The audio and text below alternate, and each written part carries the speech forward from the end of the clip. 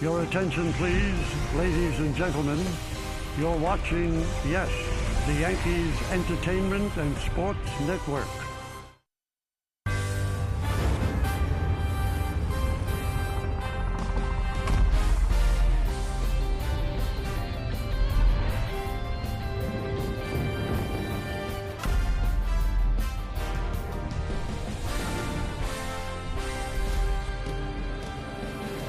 Well, the sun is shining, but there's a definite chill in the air here at George M. Steinbrenner Field, as this is the type of weather these players will be playing in at the end of the month when the regular season comes on.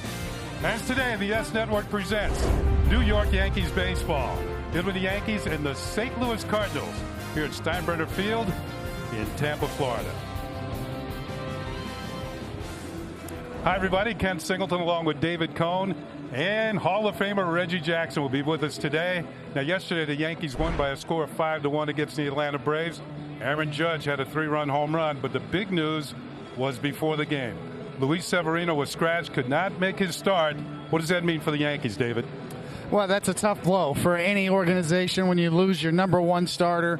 The good news is that he spoke up soon before it could have gotten worse, so it's good kudos to Luis for knowing his body, knowing his arm, and telling somebody that he's not right, getting out of that game. The bad news is you don't know how long it's going to take, and maybe the first month of the season without your number one starter.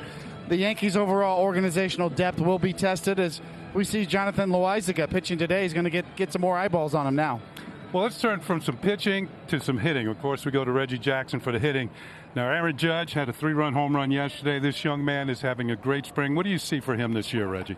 Well, I see the same thing that I think everybody would see from Aaron Judge. This guy's a spectacular player. You see him right there with a no stride, really, and he's been working on that really in the cages as a not taking a big stride with 2 strikes. So that's a 2-strike swing with no strikes. So he's doing some practicing with that right there. And any ballpark he can make look small. We all know that. Aaron Judge on a bad season hits 35 to 40 home runs. Has a good season, he'd touch 50 or more. So you look for a boom, boom, boom from him and the rest of the lineup with the Yankees. In other words, see you in October, right? Yes, sir. I certainly think just like everybody else, not only am I a fan, I'm a guy on the inside a little bit. So I certainly root for him and believe the ingredients are there for us to get in October. If anybody knows October baseball, it's Reggie Jackson. Reggie will be with us for the Out the Game today. Lineup's first pitch baseball coming up next, right here on Yes. Today's game on Yes is brought to you in part by Cadillac. Visit your Tri-State Cadillac dealer and experience the first ever Cadillac XT4 crossover. And by the New York Lottery. Get out there and play. Well, the breezes here in Florida today not so gentle. Warm up the temperatures in the 40s this morning. Let's check out the St. Louis Cardinals lineup as they get ready to meet the Yankees this afternoon here at Steinbrenner Field. Leading off will be the second baseman, Colton Wong. Jose Martinez will be in right field, followed by Paul Goldschmidt, the designated hitter. Tyler O'Neill will clean up. He'll be in left field. Matt Wieters, the veteran catcher, will bat fifth. Paul DeJong will be at the shortstop. Harrison Bader will be in center field. Rangel Ravelo will be at first base. And Max Schrock will be playing third base and batting ninth. And on the mound today, with a little renewed interest, obviously, with the Severino injury, Jonathan Loáisiga. And on the spring, he's been good so far. See 4 2/3 innings, 3 strikeouts, and 2 walks, only 1 hit given up. And this young man has good stuff. About ready for the first pitch of the game as Colton Wong steps in. Cardinals second baseman will take the first pitch in there for a call strike. You know, last year when this guy was up, really good arm, a lot of life in his arm, a lot of live stuff. Just needs some experience. yeah, his stuff is above average, as our scouting report tells you. Smooth delivery. The workload issues, though, Reggie, I think is a concern. I mean, he seems like he's ready to go, but he's only pitched at 56 innings for a career high last year. Injuries have kind of derailed him throughout his minor league career, so how much he can go is really a question this year. 0-2 the count. Well, you can see he does have a live arm. Every pitch has been 95 plus to Colton Wong. You'll have a lot of guys that are like this, very young, as you mentioned, Dave, that they're not quite physically ready, and the organization needs to bring them along to beef themselves up. 56 innings, not very much of a load. Strikeout as Wong is out on a breaking ball. Let's check out the Yankees on defense this afternoon. We'll start the outfield from left to right. It's going to be Frazier in left, Gardner in center, and Judge in right. LeMahieu at third, Torres at shortstop, Wade at second, Bird at first, Austin Romine doing the catching for Jonathan Loaisiga. So one hitter, one strikeout, and it'll bring up Jose Martinez, the Cardinals right fielder. Solid hitter. 8th in the National League in hitting last year at .305. And he takes a breaking ball in the dirt for ball 1. I shorted him one. He was 7th in the National League in hitting last year. They've got a good ball club. They've had good ball club for many, many years. The organization, you can definitely say they know what they're doing. Ball is hit down the right field line, twisting foul and into the seats, and it's a ball and a strike. But Reggie, would you say they're one of the iconic franchises in Major League Baseball? Exactly right. Yeah. They have second most world championships, right behind the Yankees. I want to say it's 11, something like that. Yeah, but is that right behind when the Yankees have 27? I'm looking at Flip back here, and he says there's 9. Yeah. So. A ball and a strike on Martinez. Hit 17 home runs a year ago for the Cardinals. Oh, he takes a fastball upstairs for ball 2. 2 balls and a strike. Kona, you said Loaisiga, he's got a chance. There's some other guys in the running, though. Well, he's the real deal in my mind. His stuff is above average across the board. He's got a chance to really have 2 well above average pitches. We see that mid-90s fastball. Foul back to the screen, 2-2. Well, Domingo also has a live arm, and they're almost in the same place of being not quite mature enough, not quite ready. They have the arm and they have the stuff, but the pitchability, their abilities need to be honed. There's the rotation depth for the Yankees this year. Domingo Germán, we mentioned him, Luis Cessa, and Chance Adams. 2-2 pitch, swung on it, missed, strike 3. Good breaking ball. Loaisiga, 2 batters up, 2 down on strikeouts. Well, the beauty of this pitch is the shape. At 85 miles an hour, right overhand with that curveball. About 10 to 12 miles an hour off of his fastball, and that is just beautiful shape to that pitch. Really good curveball, but it's March the 6th. Nobody's going to hit that breaking ball March. Rod Carew not going to hit that ball there. Here's Paul Goldschmidt, perennial all-star. He'll take a pitch upstairs for ball 1. If Rodney's not hitting it, nobody's hitting it. Get the best hitters in the game will struggle with that. It's March the 6th, and really, you're not really looking to hit that pitch right there. Pitcher's way ahead of the hitters at this point. Goldschmidt off to a good start this spring.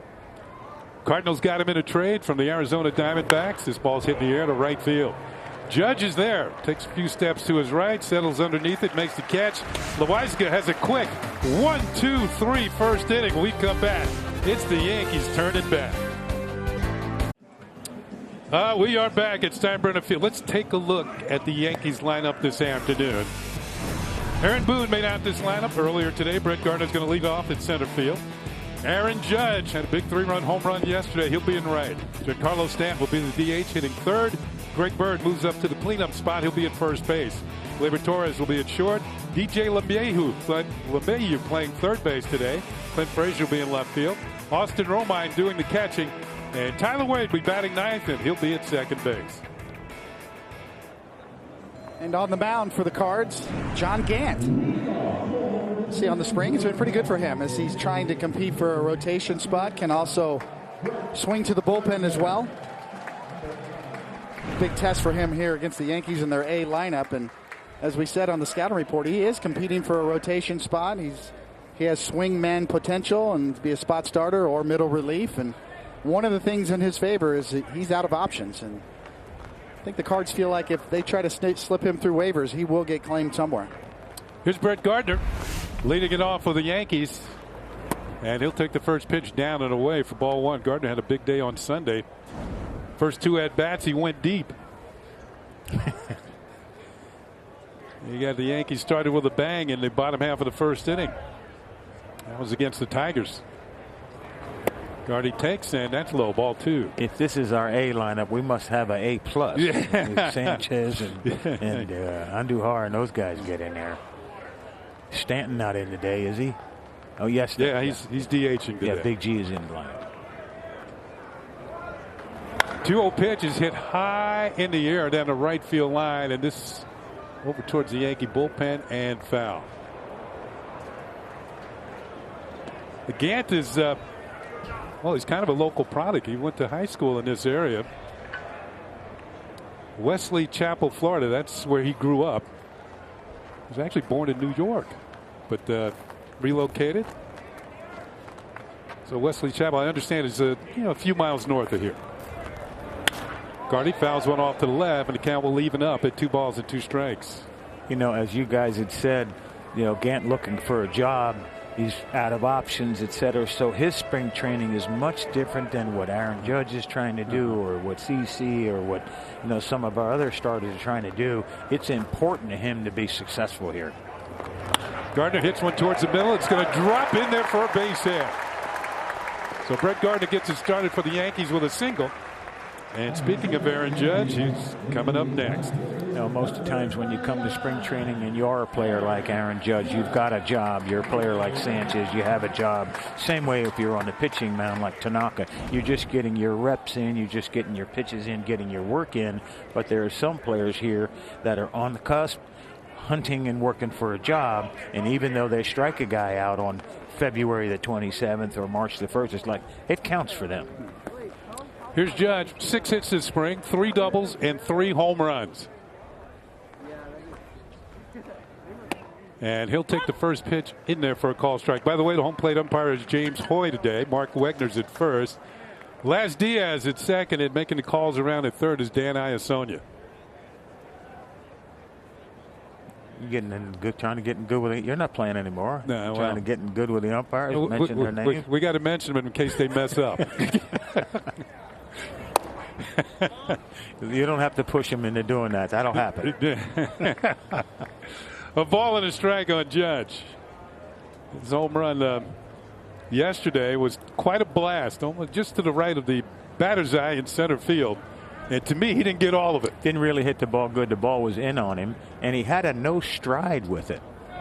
Aaron has been working in the cage and behind the scenes, if you will, by trying to take a no stride swing to not have too much going on with the 2 strikes. Much more so when we played, there was a concern about not striking out. Well, I can't say too much about that. But there was concern about putting the ball in play and a focus on that. And when you take a guy like him, you can go right to the numbers. He gets 170 hits, 50 of them are home runs. So 1 in 3 hits is a homer. So important for him to put the ball in play. Yeah, I was talking to Marcus Thames, the Yankee hitting coach, before the game, and he said one thing he's trying to do is cut down on his strikeouts. That's right. That's right. Sometimes, as I said, two strikes, like he is now, he takes a very small stride or no stride. Gant steps off. Gardner takes a few steps back to the bag. We'll get a good look at it here, too. The camera will give us a good shot. Slightly open stance for Judge. Holds his hands high over his head. The pitch is hit high in the air. Deep center field. Going back is Bader. The wind's blowing in. Holds it up, and he makes the catch. Gardner tags, but he's going to hold it first. I think that got in on him just enough, too, Red. May have gotten in on him, but you see there it was a 2-strike swing, and he never really had much body movement. Take a look here. Just pick it up and put it down, and there's still a big swing there. So Aaron working on something. He cuts down his strikeouts and hits anywhere close to 280 or 290. His contact goes up, and then, of course, all of the production goes up because when he squares it, the ball leaves the ballpark. Yeah, MVP votes will go up, too. Here's Stanton. And Giancarlo takes a pitch for a call strike. You can take players like this, and you know it, Coney, as a pitcher, you know it as a player. When the big guys are hitting the baseball and putting fear, they've got the focus on top of them, and the rest of the players can have a feast. They impact 2-3 hitters in front of them and the hitter behind him. Ball and a strike on Stanton. Gardner's getting a pretty good lead over there, and it might be a little early in spring training for him to try and steal bases. I mean, he's got the team made. He's not trying to impress anybody No, like Gardy. Tyler Wade. I used to tell Gardy all the time, you should steal 50. You start out with 20. You got 20 when you start. Stanton will take a pitch high for a ball, 2-1. That kind of speed, you're even at 30. I used to get on him all the time.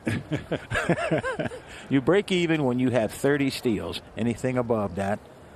Third most in Yankee history. I'm an old timer, couldn't run, was a slugger, and swung and missed all the time and stole 220 or something like that. So come on, Gardy. Should run by me in 3 years.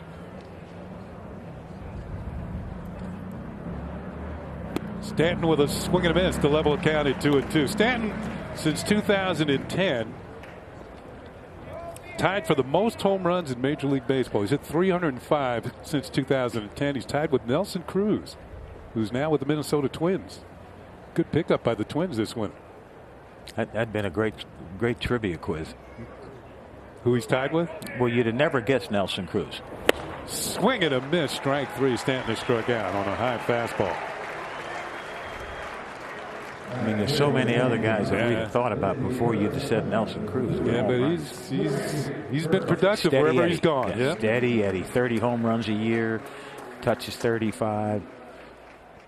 Here's Greg Bird. He's batting cleanup today. Of course, he's in the battle with Luke Voit. Yes. For first base.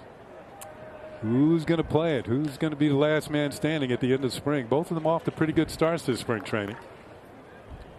I did an interview with the Cardinals today on Luke Voit, and it was such a pleasure to talk about him.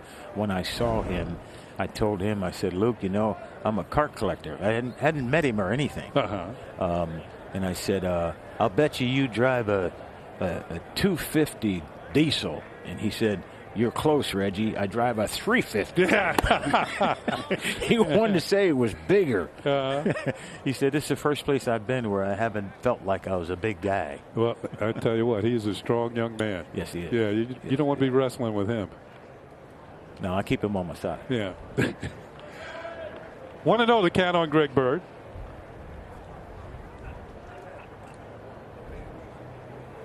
Gant delivers, and a breaking ball misses inside. 2 balls and no strikes. Take a little inside look here, and I'm going to talk to the pitcher here on my left. You see the catcher that time set and then sneak inside for a fastball, and I firmly believe that they're going to try to pitch Greg Bird belt high to his navel, maybe a 6-inch area with hard stuff, and try to keep the ball in on him. 2-0 pitch in the dirt. Gets away from Wieters. His ball goes all the way back to the screen, and Gardner can walk down to second base. Break ball. You should have told us that was going to be a breaking ball there. You see the catcher set up for it? That will go as a wild pitch. Veteran Matt Wieters behind the plate. Former Oriole #1 draft pick out of Georgia Tech.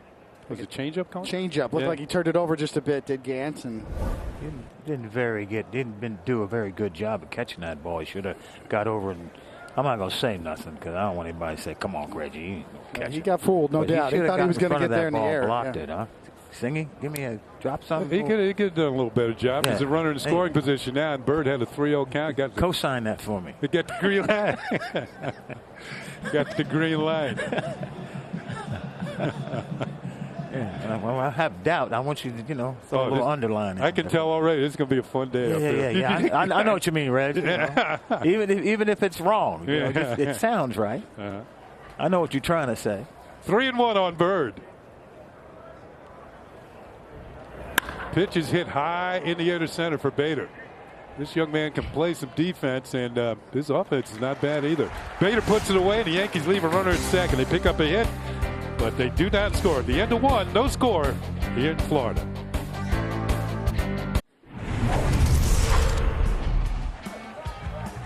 Let's go back to September 18th, 1986. No, we're boys now.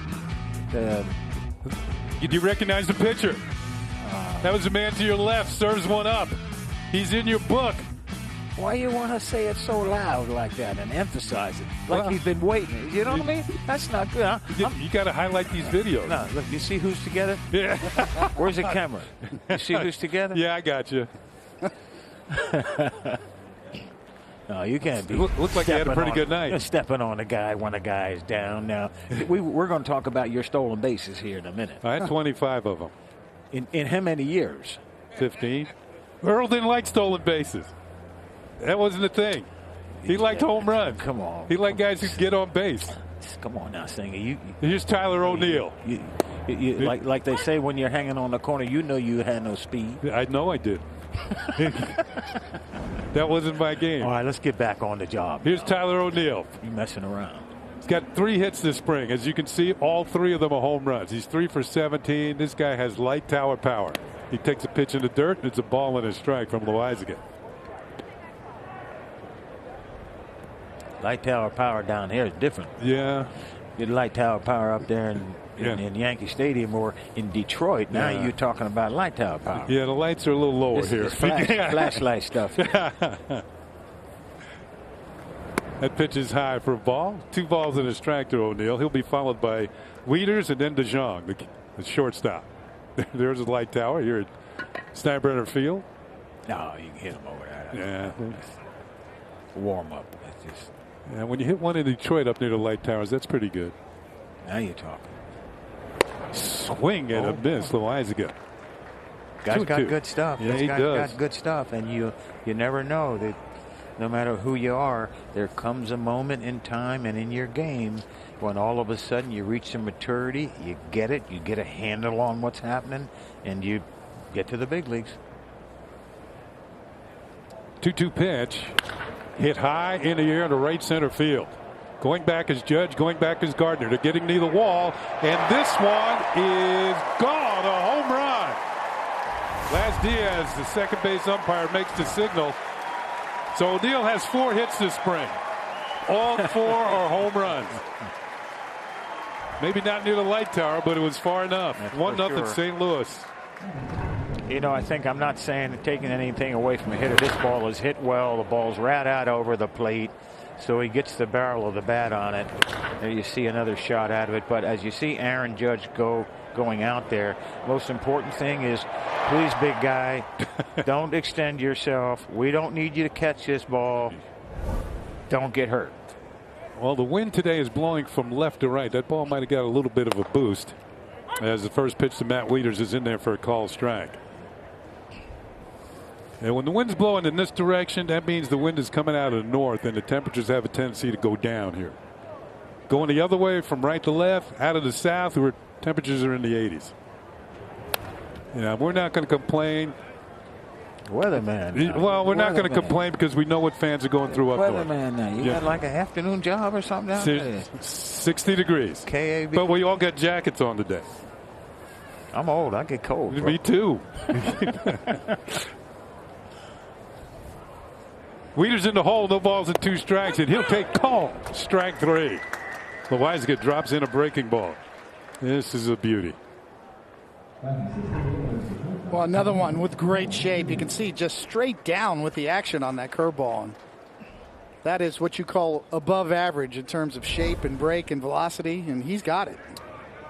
Well, the Cardinals with 1 out and 1 run in will bring up the shortstop Paul DeJong, who he's got some good power for a shortstop. 44 home runs in the last 2 seasons. Hit 19 a year ago. Would have been more, but he spent some time on the injured list with a broken hand. I think we've had our guy. Hasn't Didi hit 75 in the last 3 years?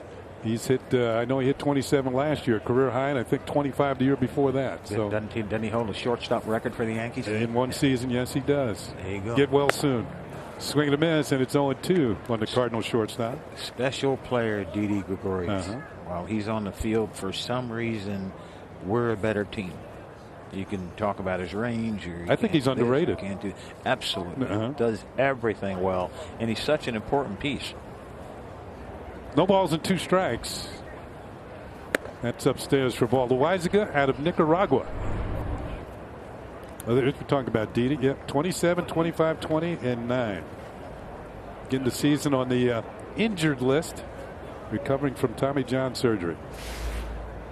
And he really had a bad rut there last year in 2018 where he hit the ball on the nose for about 4 or 5 weeks. And I bet you he hit maybe 250 or 260, and he looked like he was hitting 300. We just didn't have the success, didn't catch the breaks. But he's really an important piece for our club. 2-2. Swung on it, missed. 4 strikeouts for Loizaga. Right now we're going to go down to Meredith Marakovitz, who's standing by with something on Didi. Well, Kenny, you were talking about the impact that Didi Gregorius can have on the game. Unfortunately, he is rehabbing from that Tommy John surgery right now, but he is making progress, throwing a little bit more. He is hoping in the next couple of weeks he is going to be able to hit. He told me the arm feels good. He thinks he can be back earlier than perhaps predicted, but you know the Yankees are going to be extremely cautious when it comes to Gregorius. Thank you, Meredith. Here is Harrison Bader, the center fielder. Curveball once again, a nasty hook in there for. This kind of reminds me of the curveball his countryman Dennis Martinez. Dennis had a nice hook. Boy, yes, he did have a nice breaking ball. This is right out of the Nicaraguan playbook right here. Best breaking ball you ever saw. It was a good one. Who had the best breaking ball you ever saw? Me? Well, I didn't have to hit against Dennis. Nolan Ryan had a good one. He was known for his fastball, but he had a good hook too. Bad Blyleven.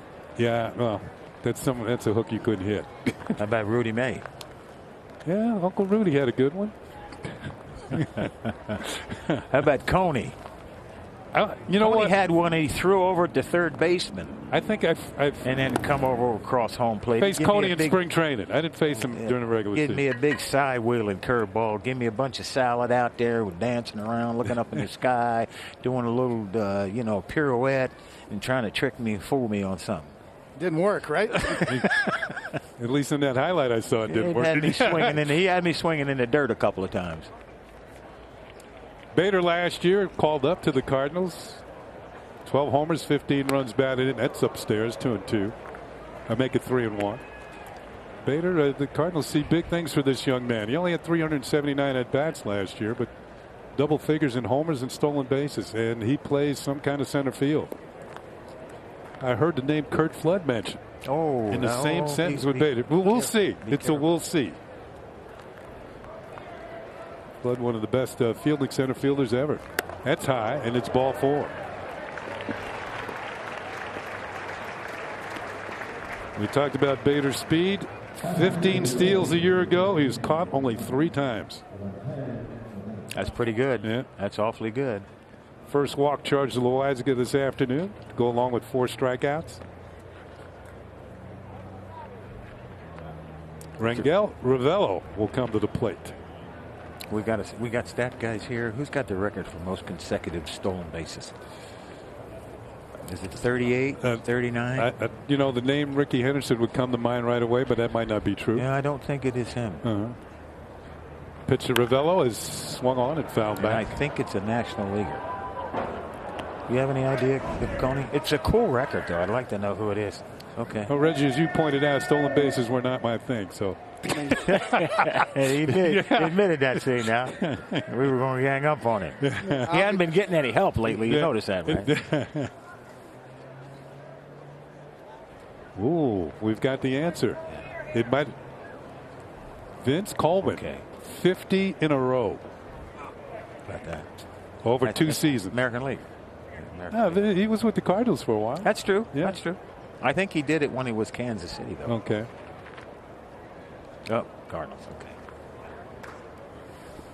That was back in the Cardinals trivia, man. I love it. Cardinals speed days with him and Ozzie Smith, Willie McGee. All those guys could run. Tommy Herr. Yeah. Pitches fouled back. That's Whitey Herzog.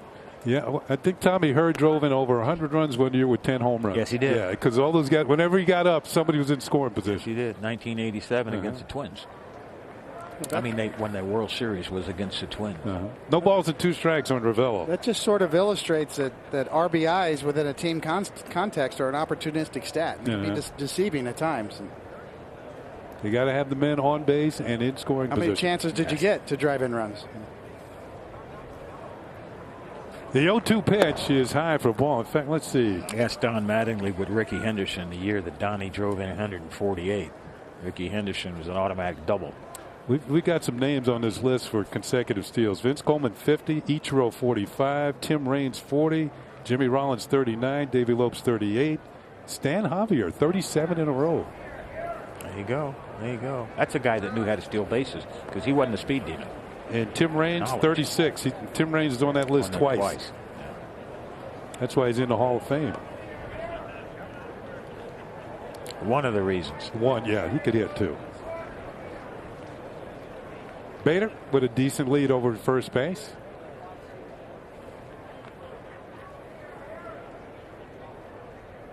Runner goes, pitches low, and it's going to be a stolen base for Bader.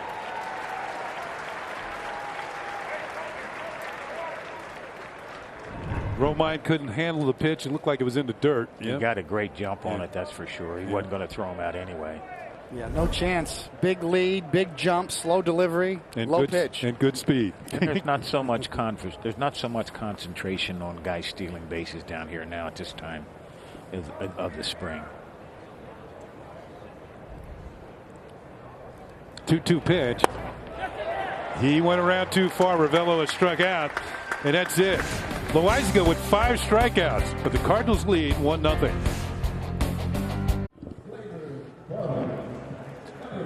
We are back, bottom of the second inning. Gleyber Torres, the shortstop today, will lead it off. He's going to see some time at short with Didi out of the lineup. And they're trying to get him prepared down here in spring training. Young man had a good year last year, good rookie season, 3rd in the Rookie of the Year balloting. And Gant starts him with a breaking ball, hangs up high for ball 1. I don't want to start a sore subject, but I'll never understand how the kid in California, Ohtani, yes, won the Rookie of the Year award. I just don't get it.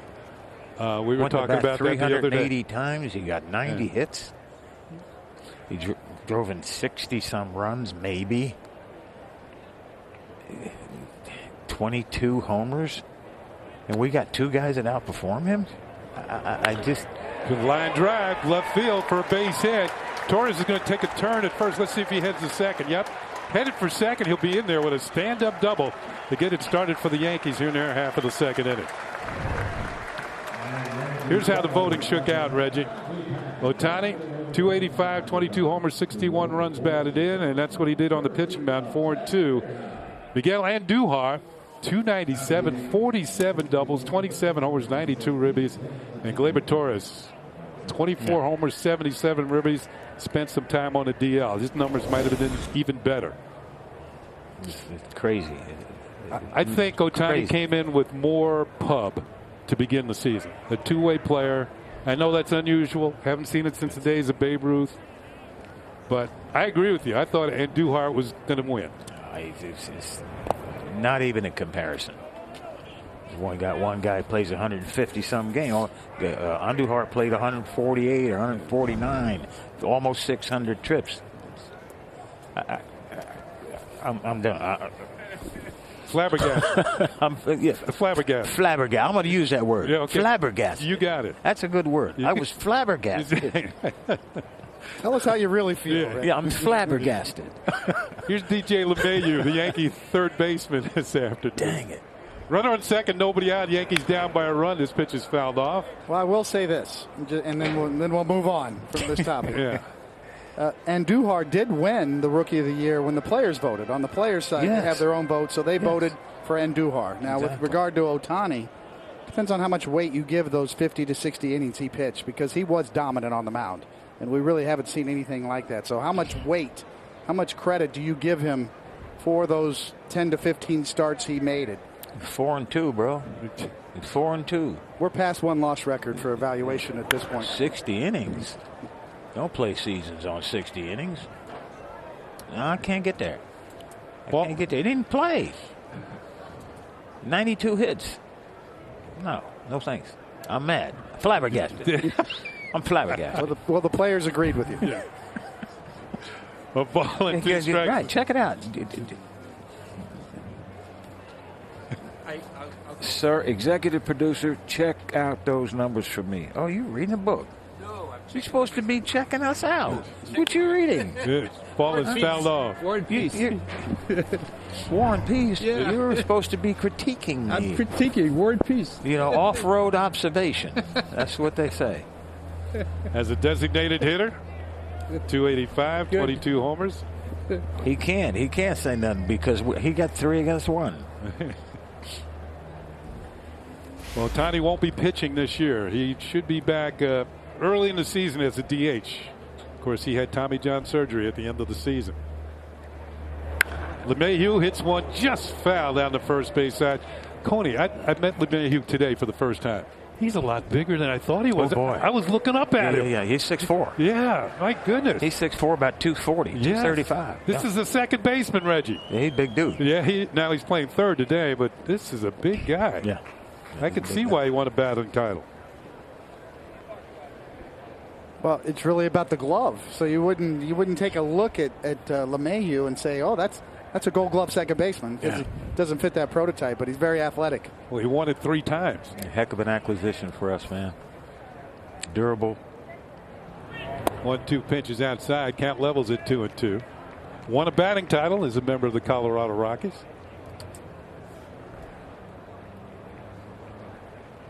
Ninth major league season. Cubs, Rockies, Yankees. 2-time All-Star. 3 Gold Gloves. And won the batting title in 2000. 348. Here's another trivia question. Reggie, what would you have done if you hit in Colorado? Oh, man. Instead of naming a candy bar, they might have changed the state or something. Yeah. This is where you going? I'm going to Jackson, Denver. Well, there already is a Jackson. There already is a Jackson State, but that's a college. Full count now on LeMahieu, who is down in the count. Here comes the payoff pitch from Gant. And he's chased the pitch in the dirt and struck out. Tough pitches to hit. Tough pitches to hit. Let's go back to speaking of contact, let's go back to the All-Star game. 1971, Doc Ellis looked like a hanging slider. Didn't hang for long. The camera couldn't follow it. That was an unbelievable pitch. It was right off my shoe tops on the outside. Nice little bat flip there. Yeah, as a member of the Oakland A's. I had an idea it was going out. Reggie's still here, but the stadium's gone. Tiger Stadium. That's right. That's right. Giving way to Comerica Park in Detroit. I could get up there we stayed at the Cadillac downtown. Oh, I remember that place. And I could get up in the morning and look outside and see which way the wind was blowing. And that put a smile on my face. I could see it blowing one. I said, oh, man, I'm going to park early today. Here's Clint Frazier. Clint was hit by a pitch the other day and caused some concern for the Yankees. But he's okay back in the lineup. You stayed at the Cadillac? We stayed at the Cadillac. Oh, okay. Yeah. Last time I went down there about 10 years ago, well, I gotta be careful what I say. Had a few guards around there walking around and stuff. But great place. Great place. Love Detroit. Tiger Stadium, good place to hit. Motown, buddy. All the music, all the cars. The 1-0 pitch is swung on and missed. One of your best quotes ever, I thought, was wasn't it in regards to Tiger Stadium and how high they grew the grass there? Was it Tiger Stadium? It was Oakland. It was in Oakland. Well, okay, I'm sorry. But still, it was a great quote. We were talking about near the batting cage about how high the grass had been growing. And it was hard to get a ball through the infield. And Reggie says, doesn't matter to me. I want to go where the grass doesn't grow. The 1-1 pitch. And Frazier takes it upstairs for ball 2, 2-1. Well, it ain't, Kenny, it ain't bragging if it's true. So I'm gonna start writing a book of all this stuff that people say I said. I was good friends with Mickey, and I said to Mickey one time, Mickey, all the stuff they say about you, was it true? He said, hell, Reggie, if I did all the things they said I did, I'd been 2 guys.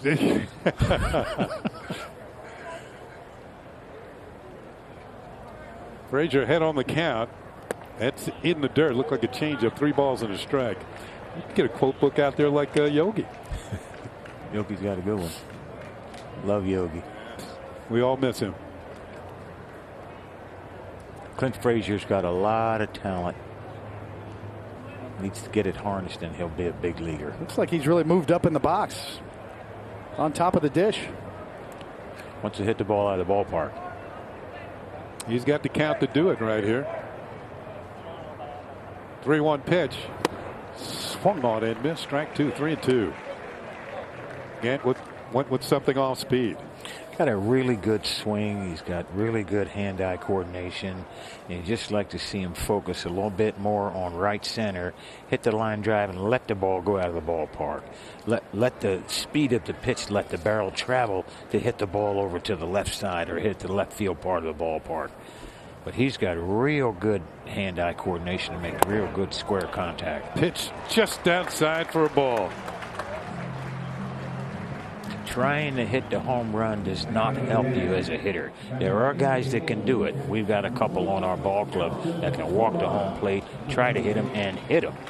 But for the best hitters and guys that don't have that massive size or that massive strength, square the baseball, square the baseball, square the baseball, and then allow the pitch, the speed of the pitch, to let the ball get turned to your power side. Austin Romine's at the plate. 2 on and 1 out. Ball in the dirt. Good block by Wieters. By the way, we had Clint Frazier mic'd up during batting practice, and we'll hear from him a little bit later on as to his interactions with the rest of his teammates. This is a behind-the-scenes look during BP. Here's Austin Romine, really a guy that's added value to the Yankees.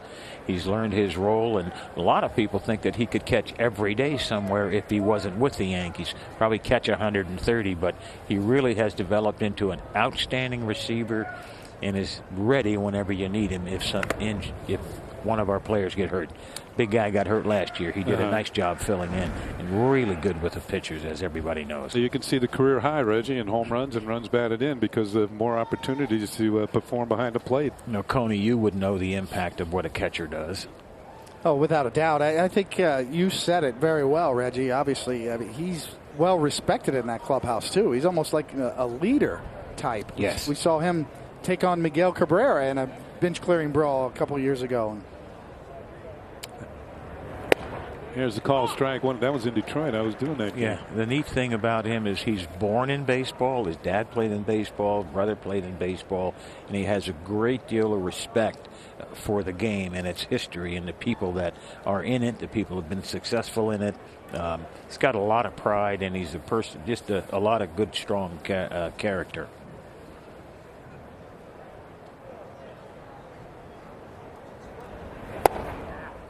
Two and two. Yankees are down 1-0 here. Cardinals picked up a run on a home run by Tyler O'Neill, who has made a habit of hitting home runs this spring. Another good crowd on hand. A little chilly this afternoon. I think our crowds have gotten better the last couple of years. Oh, yeah. This is a beautiful venue. When they put the seats beyond the walls in the outfield, this really turned it into a beautiful stadium. Well, you'll never say anything negative about the Steinbrenners when it comes to their ball clubs. They want to be first class all the time. The stadium's first class. And I remember I came down to see Hal during the winter when they were doing all the changes and all the modernization, and he was concerned about the younger fan being able to come out to the ballpark and make areas to where they could be on their phones, they could walk around, they could be mobile, see the game anywhere they were. And so they really put some time into it and some thought. No play at second base. This is a far cry from the minor leagues and spring training venues we had years ago. Exactly. Far, far cry. It had been really a pleasure to play baseball now. And of course, improved venues mean more fans in the ballpark. And we're seeing a lot of red in the stands today. Cardinal fans travel. Great fan base. Great franchise. 3-2 pitch. The runners are going. The pitch is hit high in the air to left field.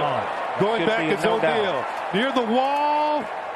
And this one is gone. A 3-run home run for Austin Romine, and the Yankees take a 3-1 lead.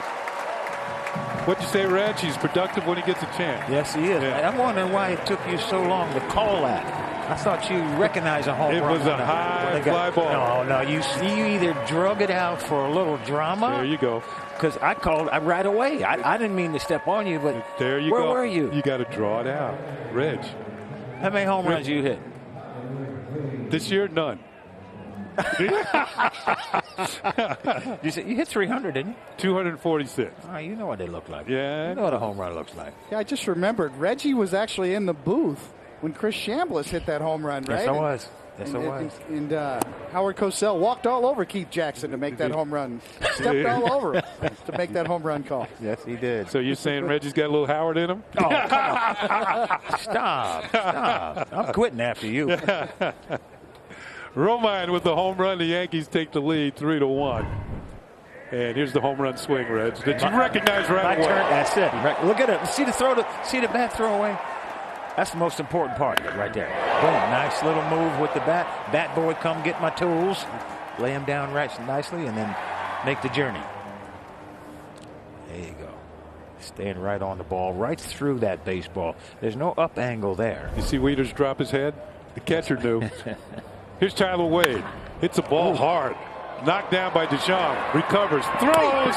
And he just got him at first base. Wade can really move. Yes, he can. And also showing some really good contact there with a good at bat. There's an outstanding play in the field where he keeps the ball in front of him, knocks it down, and then makes a great throw. So a lot of good things happen there. Bad pitch right out over the plate. And look at the guy run in spring training. Well, he's trying to make the team. That's right.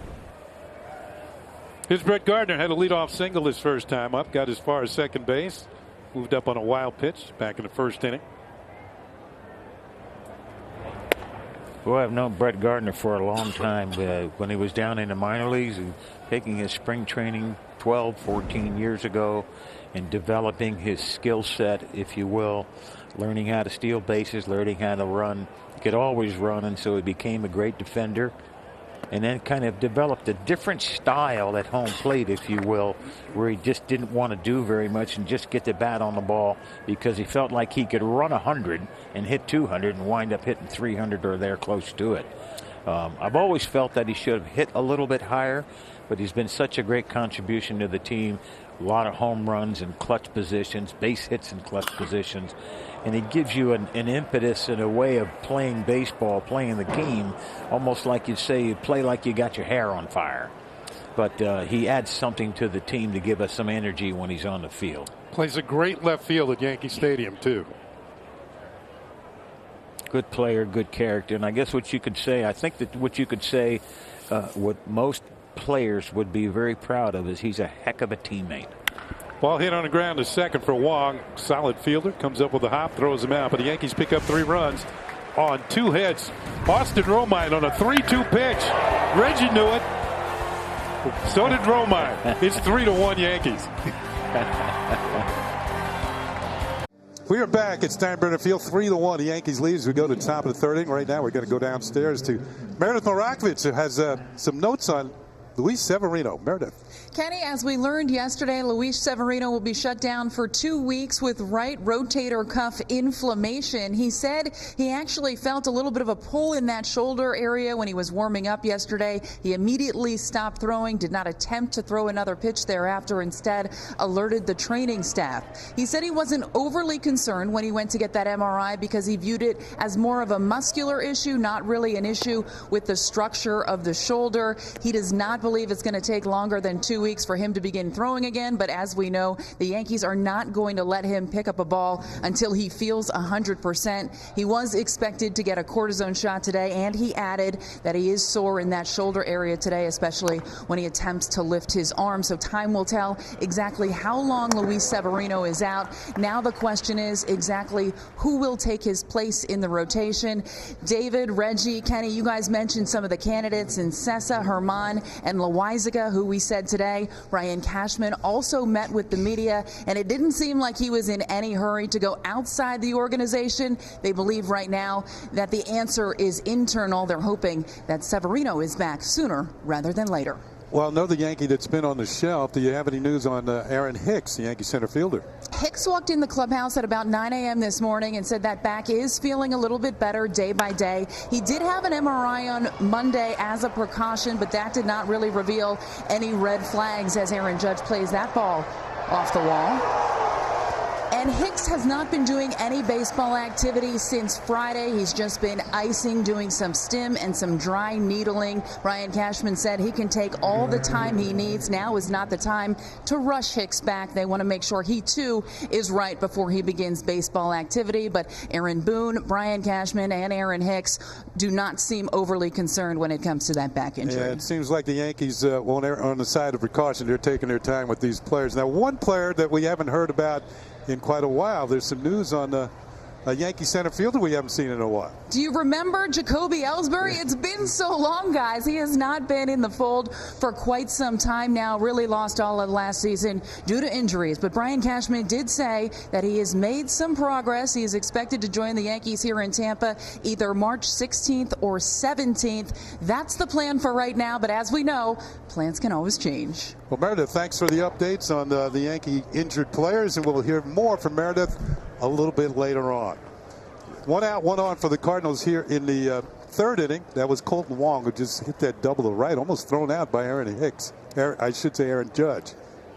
What a spectacular throw, huh? Yeah, he's got a big arm. All around play. He walked around kind of proud after he let it go. Here's Jose Martinez. He'll take a pitch, fastball for a call strike. I don't know if Aaron Judge was ever on the mound in his amateur days. I'm pretty sure he was, but that throwing motion is just superb. Yeah. Right over the top, four-seam carry. You know, don't you know, Coney, all hitters think they can pitch and all pitchers think they can hit. I didn't.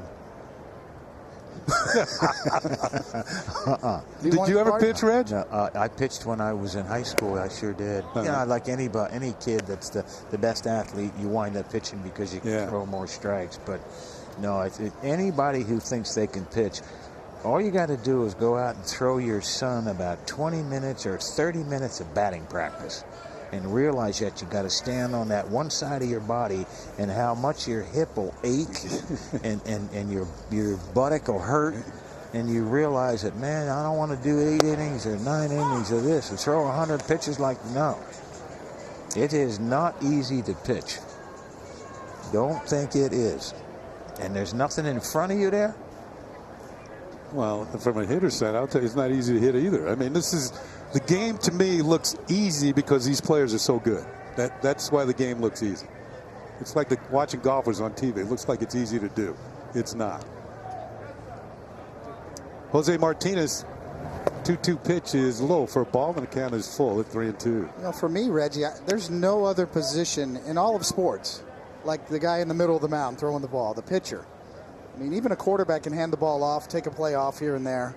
Obviously, if you're a fielder, you know, you can wander around. The ball might not be hit to you for a couple of innings. But the pitcher, when he's out there, is high stress every pitch. Pitcher and the catcher, they touch the ball every time. Payoff pitch on the way. Swung on and hit well to left center field. Way back goes Frazier, and this ball's going to drop in the gap. Wong's going to score. Martinez will go to second. And it's now a 3-2 ball game. Martinez is a pretty good player. Ball really hit well out in the left center, and the only reason that ball didn't go out of the ballpark is because there's looks like about a 20-25 mile per hour wind blowing straight in. That ball's crushed, and they must have lost the ball in the sun, and I believe they're surprised that the ball stayed in the ballpark. I think that's one of the reasons that the ball fell in. Yeah, the combination of the wind in Florida and the sun, and they have these single-deck stadiums. Makes it tough to track fly balls in the outfield. I sure wish you were doing around when I was around. Yeah. You say, Reggie dropped another one. The wind, the sun, no. Yeah. Reggie should have caught that one. Here's Paul Goldschmidt. Oh, here comes Billy. Watch out. Yeah, that's right. Come on. Goldschmidt flew out his first time up. Here's a 6-time All-Star. Last 6 years in a row he's been on the All-Star team. Now with a new team, the St. Louis Cardinals. Proven hitter. Pitches low. One of the best players that I've seen in a long time. You take a look at his history. He's got 6 or 7. I think he's got 6 years in or something like that. And look at the last 4 or 5 years. There's 30-some-odd home runs. Look at a couple big RBI years. And what's most important that you're not showing, if you can, show us the games played here with this guy. 155, 158, 159, 155. Off speed, and he's out in front, and it looks like this ball is going to head foul. Now, you know, one of the ways they measure ball players now is by WAR. And Coney's big into this. Only one player has a higher WAR than Goldschmidt over the last 6 years, and I guess everybody can guess who it is. It's Mike Trout. This guy here is the best player that was picked up in the offseason. And 2 guys got $300 million. But I feel like he's the best player that was acquired in the offseason. And I'll bet you the Cardinals sign him in a heartbeat. He won't make it to free agency.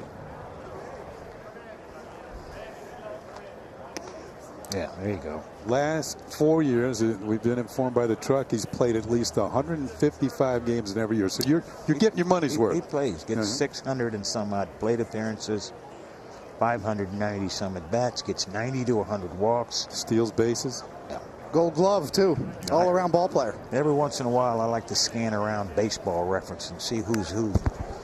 You take a look at some of the guys in the past, whether it's Jeter or Robin Young or Mays or Aaron or Trout, these guys that are throwing down 160 games, 162, 161, 161. Look at Pete Rose, 8, 9 years, 162. And you look at Cal Ripken, it looks like a misprint.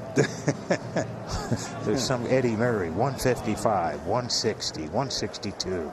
Pete Rose has a couple years where he played 163. So really interested to see when a guy comes to the ballpark and they post their name to play every day. We got a couple on our ball club. Judge, Stanton, Andujar, Didi. Guys come to the ballpark ready to play every day. 2-2 pitch. You might not play me, but I'm here ready to go. And that's very important. That's just kind of the way it was, kind of the way I think it should be. And I get really excited and admire the guys that I see that do it that way. Weisgo wants a new baseball. I like the fact Romine's been out to talk to him a couple times. Tough hitter at the plate. You got the tying run in scoring position. Might be getting a little tired. You know, it's probably his last inning in spring training, so just give him a little breather. Good catch. You know, David, you could probably address that better than we can, but there's a timing when you're supposed to go to the mound, timing when you need to go to the mound, timing when the guy needs help. Loizaga, 11 pitches first inning, 23 in the second. Only 1 out here in the third. He's already at 15. Breaking ball. That's ball 4. He walked it. That's another thing Goldschmidt has, a pretty good eye, and it looks like this is going to be it. Aaron Boone going to go to the bullpen. Loizaga has reached his pitch limit. We come back. The Yankees will have a 3-2 lead here in Tampa. New pitcher is Joe Harvey, pitching in relief of Jonathan Loizaga. 2 on, 1 out. Yankees up 3-2. We're in the top of the third inning. Harvey from Pennsylvania takes a pitch to throw down the second. And Martinez is back. Take a look at this.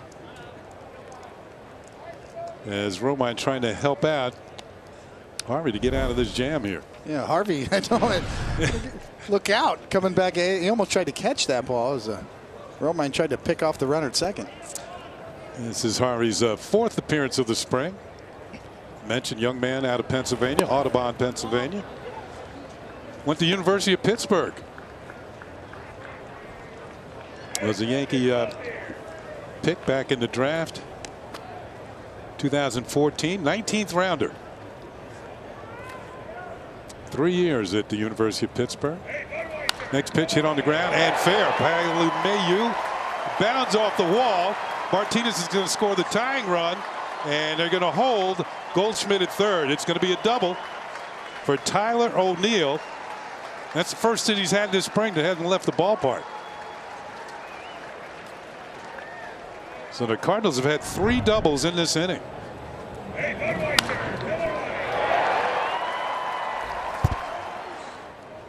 Ball gets caught up right down here, and that's what happened. It throws the outfielder off, really takes a weird kick, and it winds up clearing the bases, or I should say we've got second and third now and a run scored. So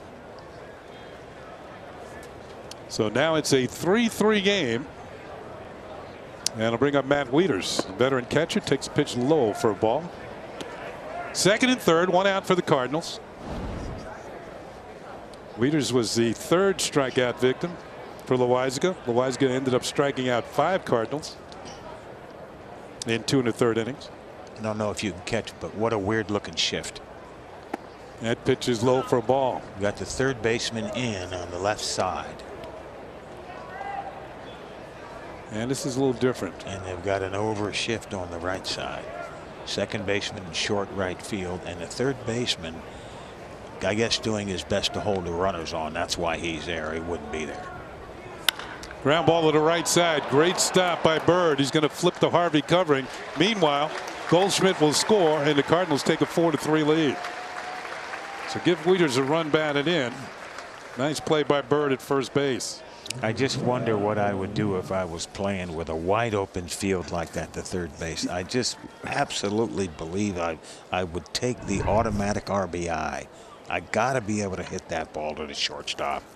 I was about to ask you, with all these shifts now, of course they didn't have that many when we were playing. It's kind of subtle, but not as drastic as they are now. Once in a while they would shift if I was in a groove where they'd overload to the right side, but I've sprayed the ball around so much, and I was really concerned about RBIs and not so much about hits in some situations. You get 1 run, they've got to get 2. And so I firmly believe that, I don't want to say what I would have, should have, did, but I would take that RBI because I know I could hit a ground ball or get that ball over to the other side. They got to run to get it. The guy on third scores. Yeah. Good stop by Romine. 2 balls and no strikes on the shortstop DeJong. Runner at third with 2 outs. Cardinals have scored 3 here in the third and now lead 4-3. Good look at O'Neill at third base. Ball is popped up. Looks like this is going to make the seats be out of play.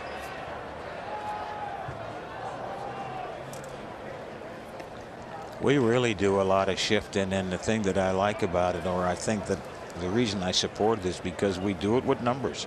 Sitting next to Mendy, Carlos Mendoza, our infield major league coach and the guy that sets up spring training, and he said, Reggie, this is what the numbers say, and that's why we play guys this way. Even though it's open on the left side, the guy could easily hit a ball over there.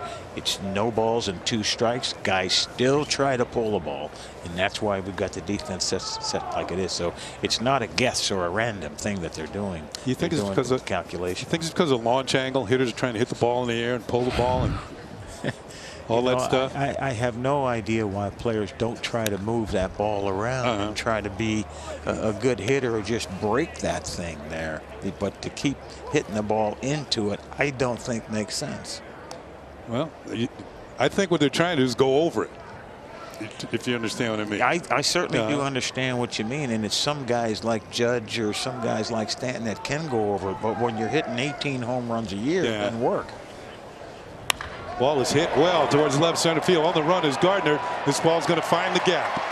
Cardinals going to pick up another run. DeJong will have a double, and now it's 5-3. The Cardinals have the lead. They've hit 4 doubles in this inning. The ball looks like it's right out over the plate. Really, the last few hitters have had balls that have just been right down the middle of the heart of the plate. Real easy to get the barrel on the ball, and it's perfectly placed between the outfielders where they just can't quite get to it. A real big-time tweener right between the 2 outfielders. So it's 5-3 St. Louis. As Harrison Bader, the center fielder, would come to the plate, drew a walk and stole a base in the 2nd inning.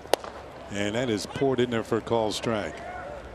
Even here, as you take a look at the way the infielders are set up, in the era that it's the past, it's history, et cetera, and I don't mean to go back there like I'm trying to be a know-it-all, but the Hal McRae's of the world, or the Ken Singletons of the world that I played against, hit that ball to the right side here and get the run in, because they can do it with the bat. Also, they pay you for RBIs. Yes. I think one of the things that hasn't been looked at enough, and it's starting to be looked at more with regard to the shift and the conversation you're having, is how the pitcher pitches. And, yes. And a lot of times the pitcher gets scared out of the strike zone when he sees a big shift behind him. And there is more and more evidence showing that the pitchers are walking more hitters when there's extreme shifts. Interesting. So the Cardinals come up with 4 runs and have taken a 5-3 lead. We'll be right back.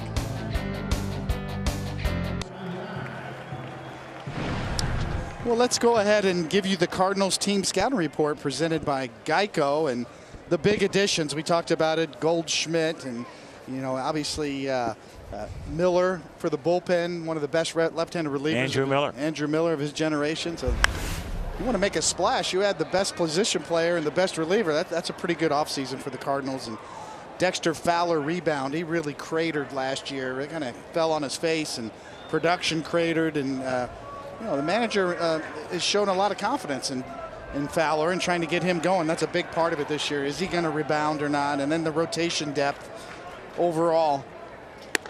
They've got a kid named Alex Reyes who's got a dynamite arm, one of the top prospects in all of baseball that may break through this year, either in the bullpen or as a rotation piece. But as you said, Reggie, the Cardinals have a great organization, and particularly with regard to developing pitching. They just always seem to develop good young pitching throughout their system, and historically speaking, that really hasn't changed. Well, they got one of the better offensive players in baseball on their team right now. I think the team that they'll have to worry about is Chicago Cubs. They're not going to play bad again 2 years in a row. Judge takes it just outside 2-2. The Cardinals, they had a youngster yesterday pitching over in Clearwater against the Phillies, Jack Flaherty. This is his second year. 4 innings yesterday. He struck out 9. 2-2 pitch. Judge hits it hard. Well, Wong is there, perfectly positioned. I wonder if Gant touched any of that. It looked like he rerouted it a little bit, but I think he got hit in the foot. Yeah, let's take a look, down Brad. there in time. Yeah, just off the glove. So that play goes 1-4-3. That ball smoked. Yes, it was. Here's Stanton. Stanton struck out his first time. Aroldis Chapman getting ready. Looks like he'll be next for the Yankees. Pitches upstairs to Stanton. Ball 1. At one time years ago, the St. Louis Cardinals were the furthest team west in baseball. That's right. That's right. That was your West Coast trip to St. Louis. That's right. Or your Western trip was to St. Louis. They added all the other teams out there: Arizona, Seattle, Colorado, San Francisco, Oakland, Houston. Oh, 1-1 pitch. Stanton swings and misses, strike 2. And another thing, the Cardinals, for their radio station was KMOX. It was a big booming station, and I heard their signal travel as far away as Montana. So the Cardinals built up a big following. Exactly and right. They're one of the iconic franchises in Major League Baseball. Exactly right. And St. Louis is not really a big market. They were 3rd in the major leagues in attendance last year.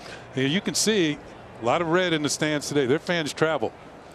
Yeah, they are a great organization and a great baseball franchise in a great city. The Dodgers led major leagues in attendance. The Yankees were 2nd, and the St. Louis Cardinals were 3rd. Kind of amazing that such a great sports town that they lost their football team. Yeah. That's pretty sad. Well, that puts more spotlight on the Cardinals then. The Arizona Cardinals. 1-2 the count on Stanton. That is inside. 2 balls and 2 strikes. I remember playing in the minor leagues in the Texas League, and Harry Carey was doing their games on radio. He and Jack Buck. Jack Buck. 2 Hall of Famers. Yes, sir. 2-2 pitch is hit hard. That's in the left field for at least a base hit. Stanton will take a turn and hang on, and he's on with 1 out. I think we have 3 guys on the team, Stanton, Judge, and Sanchez, that have the top 3 hardest hit balls in baseball last year. Boy, there's a smash right there. And that's the swing that you're looking for Giancarlo to get grooved, where he's on top of the ball, front side still in, staying down through the baseball, and oh boy. On an off-speed pitch there too as well, changeup. Get that ball in the air, it's still traveling. Here's Bird. Flied to center his first time. He'll take a pitch outside for ball 1. I can remember a game I was listening to. I was in the minor leagues at the time in the Texas League, and the Cardinals had the bases loaded, bottom of the 9th inning. They're down by a run. Harry's doing the call, and count goes to 3-2. As we watch this pitch, Bird takes it for a call, strike 1-1. Harry said, "Here's the 3-2 pitch. Here's Jack with the wrap up." Yeah. Game over. Game over. You get a chance to watch Greg Bird and trying to fight Lou Voigt for to see if he can get his job back. So it's going to be a real good open competition for these 2 guys. And I think they're going to both wind up making the ball club. One thing I noticed about Bird taking batting practice today, he's sort of like a little more crouch in his stance. And he's also stronger this year. He's put on some weight. A lot more comfortable, a lot more. I think he's more confident, more comfortable. And that's probably all about him being a lot healthier.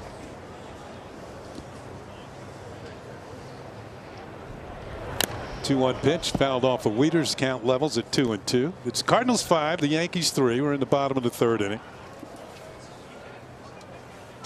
They're going to pitch him up. They're going to pitch him in. Going to see some hard stuff. Yankees with 1 on and 1 out.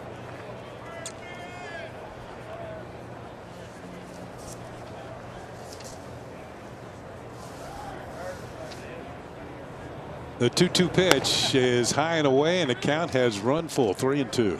I think one of the things that could really help baseball, and just about every team, especially the Yankees, is a lot of the talk about expanding the rosters to 26-player rosters, and that would answer that question. Then for sure you could keep Greg Bird and Luke Voigt on the same roster, but obviously when you carry so many pitchers in the bullpen, those position players on the bench, those extra guys, there's just not enough of them. Hit hard down to the first baseman. Ravello throws his second for 1, back on the first, and neatly turned 3-6-3 double play, and the Yankees are done here in the 3rd inning. It's on to the 4th with the Cardinals leading 5-3.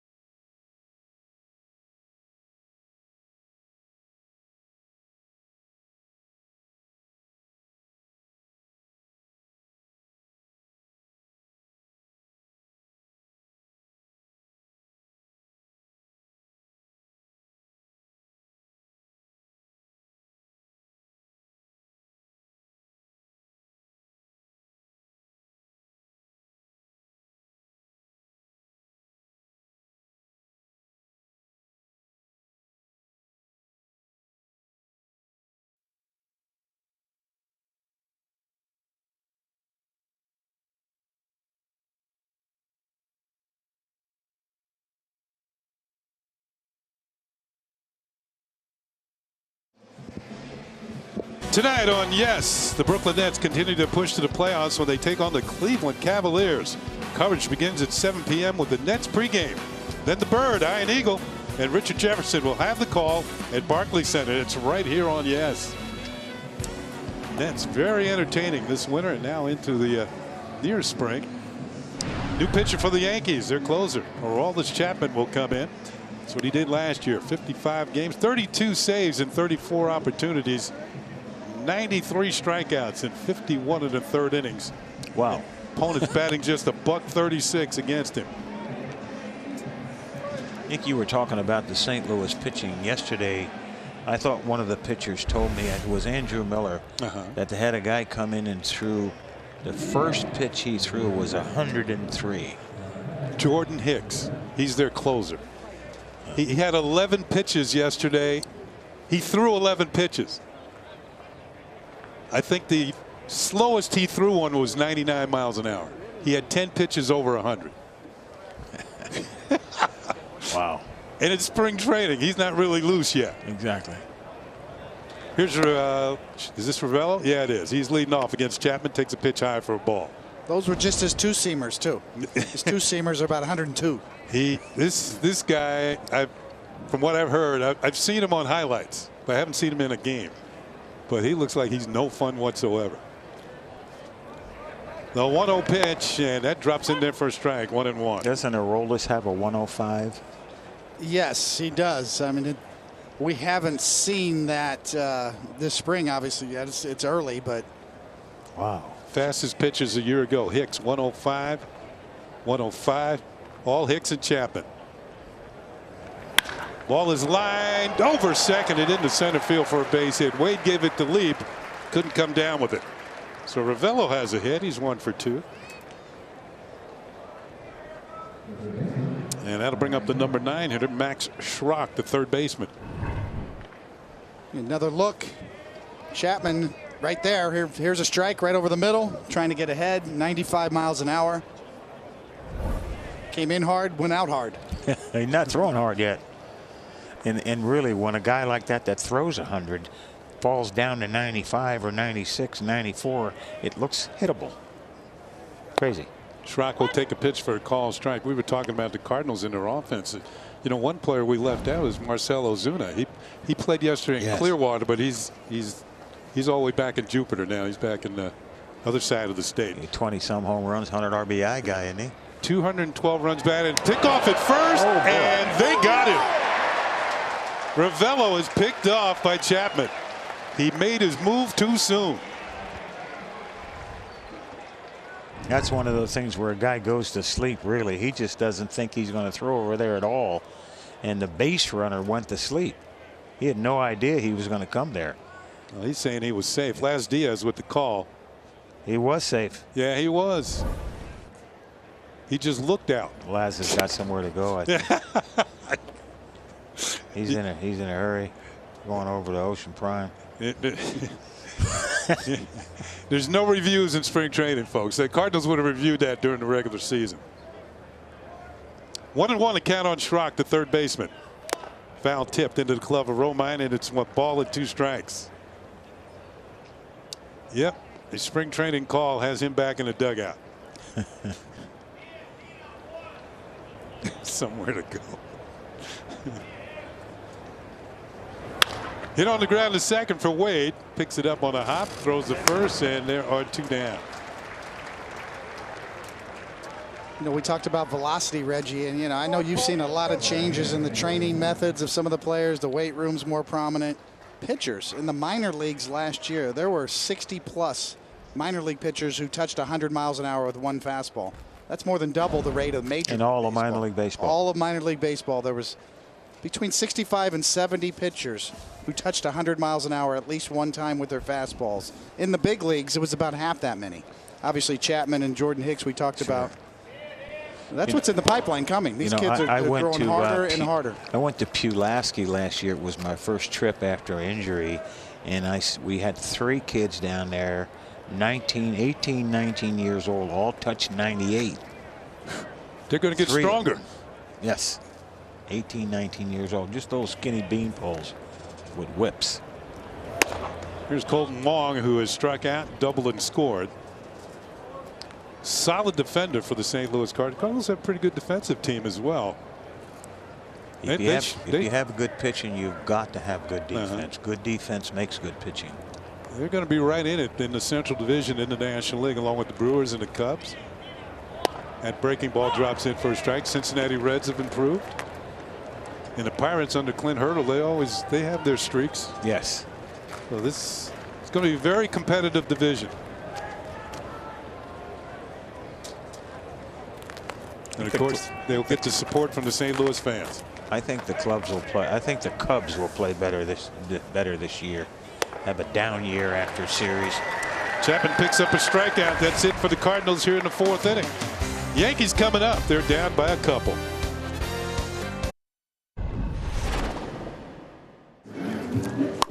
Oh, one more.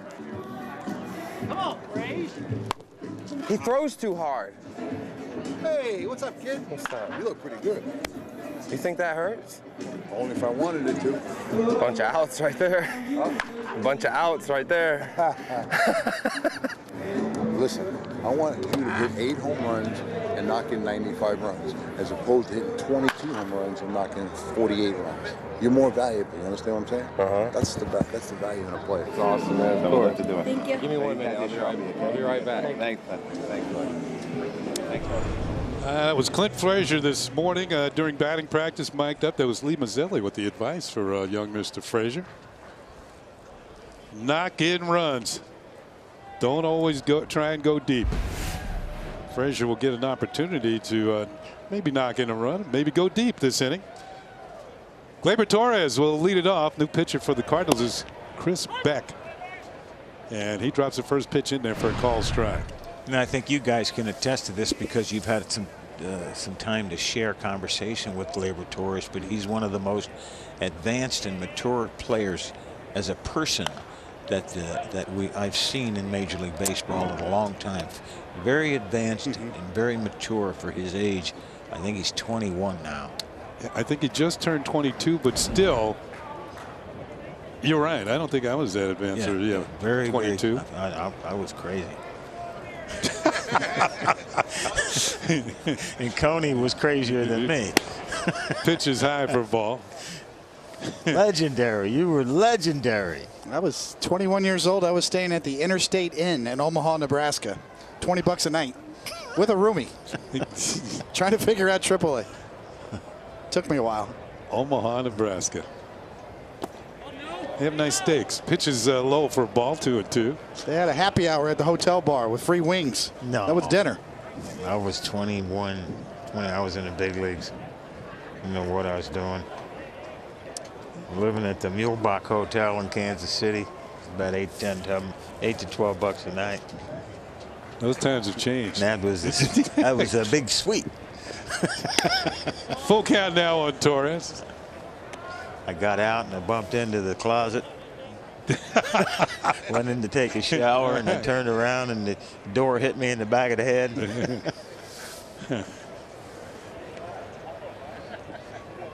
Payoff pitch on the way, and Torres hits it hard towards the middle. He's got himself another hit. He's 2 for 2. Double and now a single for Gleyber Torres. Got a couple of guys on the ball club here that going to hit 300, going to hit 320. He might be one of them. 3-2 breaking ball. Pitcher trying to do something. Try to put a little English on that one or finesse. Yeah, try to kick save it. A kick save and a beauty. They missed it by about 10 feet. But here's LeMahieu, who struck out his first time. Chased the 3-2 pitch in the dirt. I remember a few years ago when he led the league in hitting. And he had a great year in Colorado. This ball is drilled towards the gap in right center. Martinez just going to watch it hit the wall. Bader picks it up. They're going to hold Torres at third, and it's a ringing double off the bat of LeMahieu. And the Yankees have the tying runs in scoring position with nobody out here in the 4th inning.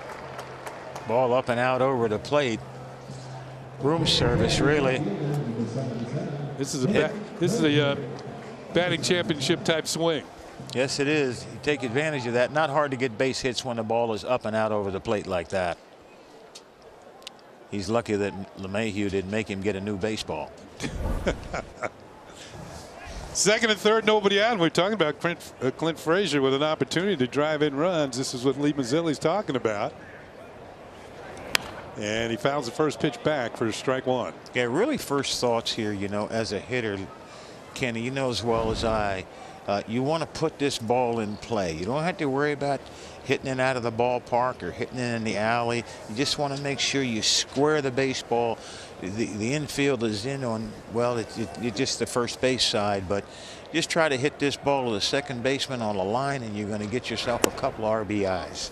Pitches at it, shortstop, second base, hit the ball to the right side. You do two things: get one run in, you probably get LeMahieu over to third. You hit it to short, one run's going to score for sure. Yep. The infield's back. Yeah, best place for here would be to hit this ball to the right side, and you advance the runner and get a run in. You might even get a base hit, and get 2 RBIs, but you're at least going to get 1. That pitch is fouled back, and it's ball and 2 strikes. I had the good fortune of playing with guys like Thurman Munson, Willie, you that hit in the lineup where I could have conversations with you before I got ready to go to home plate. Sal Bando, Joe Rudy, that had such great back control, where you'd say to me, Reggie, I'm gonna get a base hit to right field, and if I don't, I'm gonna advance a runner for you. Team baseball. A 1-2 pitch upstairs, 2-2. Yankees are down by a couple, as you can see, bottom of the 4th inning. St. Louis Cardinals don't come this way very often, but man, they got a lot of fans with them. Get a situation like this, where do you want to throw this pitch, Coney? Well, you're trying to keep him tied up on the inner half of the plate. So you want to keep the ball in. You want to try to keep the ball in, jam him, keep him from hitting the ball the other way. But you can see once there's 2 strikes, then you might get a little greedier if you think you can get him to chase. Maybe take a shot at striking him out, depending on the count. Do that with a breaking ball? Generally with a breaking ball, depending on what type of stuff you have. If you've got a plus fastball, you can maybe go up and out of the zone a bit. If you throw me the ball up right now, I'm going to put it in the air. Might not hit it out of the ballpark, but I'm going to put it in the air, and then we got a run scored, sac fly. Good eye. Count is full at 3-2. Now I got you boxed.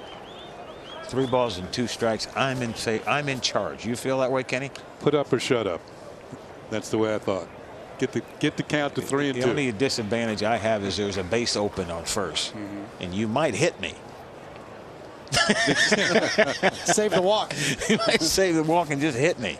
Well, I've had that happen before. Base open, hit him. Won't walk him. Well, with a base open, you know, the probability of a breaking ball kind of arises too on this 3-2 pitch. You throw it for a strike, I'm going to put it in play. Here it comes. Breaking ball called, strike 3. Frazier called out on strikes. Now, in a situation like that, I firmly think that in spring training, I'm not going to hit a breaking ball this time of year, March the 6th, and that's a good breaking ball on the outside part of the plate and down. That was borderline. So, yeah, could have called it out. They wouldn't call me on that one. I wouldn't have got a strike there. The movement on the glove as the ball's a little bit off the plate. Well, now 2nd and 3rd and 1 out. They're going to bring up Austin Romine. Had a 3-run home run back in the 2nd inning. He's got 2 men on base here. And he fouls this one off out of play. Strike 1. Then you have the same situation. I'm sorry, Kenny. It's all right. The same situation here where you just put the ball in play and we're going to score a run. There's 1 out.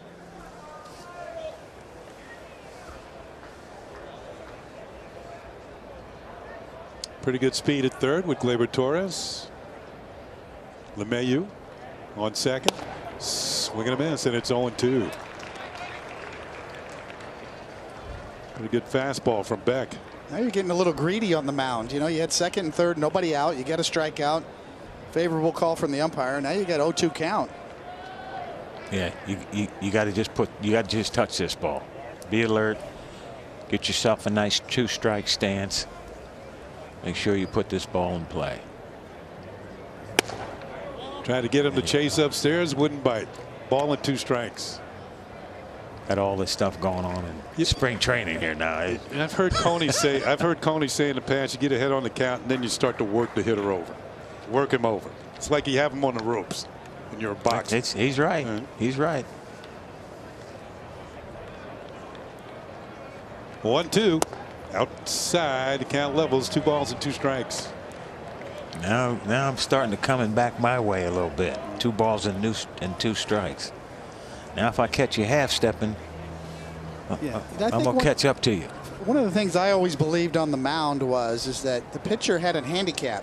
I mean, it takes 4 balls to walk a batter and only 3 strikes. So people think this is an even count at 2-2. It's not even in my mind. Pitcher still has 2 pitches to work with. Okay. Just off the corner, and the count is run full of 3-2. For me, I never thought about the 4 balls. I was worried about the 3rd strike. Exactly. See, now this is a true even count in my mind. Yeah, right. I mean, it's make or break on both sides. The hitter has 1 more pitch before he strikes out, and the pitcher has 1 more pitch before he potentially can walk the guy. I feel in a situation like this, I've gotten the advantage because I feel I'm going to get a ball to hit. Let's see if he goes to the slider again. 3-2 pitch. Not fastball. It's fouled off. Guy made a good pitch. He That's did. what that is. That's a good way to spoil it too. Just get it out of here. Move on to the next one. Yeah, even though there's a base open for me, that's in my head, but I'm not really thinking that. I'm trying to be aggressive there. You see the ball's really down and away. A really good pitch by the pitcher there. So I'm thinking aggressive. I want to put this ball in play, and as you say, it's even Steven. I've got a base open. He walked him. Bases are loaded now with 1 out. So Romine has homered and drawn a base on balls. There is Cardinal manager Mike Schilt, who took over last year. Cardinals at the time were 47-46, and they let Mike Matheny go. And under Schilt, they went 41-28 the rest of the way. They end up with 88 victories. But not good enough to make the playoffs. 3 years in a row, the Cardinals have not made the playoffs. And they're the type of team and organization that's their goal every single year. I think they've got a player now that can make that difference for them, that 7-8 game difference in Paul Goldschmidt. Yeah. He can get him into the 90s. Here's Tyler Wade up with the bases loaded and 1 out. Yankees down by 2. And it's in there for a call strike. Wade grounded out to short, hit the ball hard his first time up. One thing about Wade, as you see, he grounded out, but he's tough to double up. He can really run. And bases loaded right now, really advantage for me to the hitter. You know you're going to get a ball to hit. Just sit there, be patient, square the baseball, and put it in play. And the 0-1 pitch. Fouled off, 0-2. You don't need to do too much. You just need to square the ball. It's all in your favor. Bases loaded with 1 out. Well, second straight hitter that Beck has had in the hole. No balls and 2 strikes.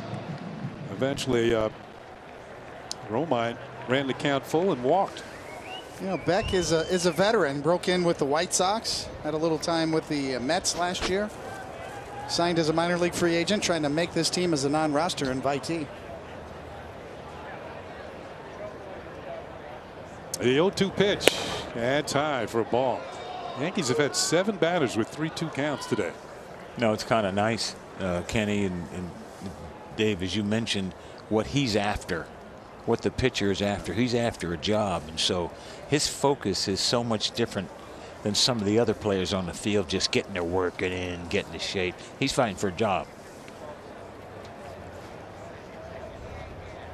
1-2. Little chopper foul off the bat of Wade. What a great time to evaluate a pitcher that you don't know too much about. Is in a jam. How did he acquit himself in this situation? So far, it's pretty good.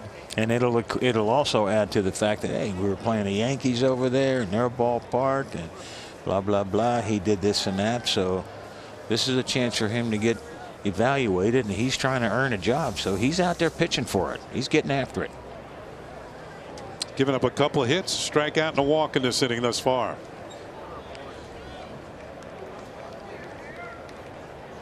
Speaking of trying to get a job, same applies to the man at the plate, Tyler Wade.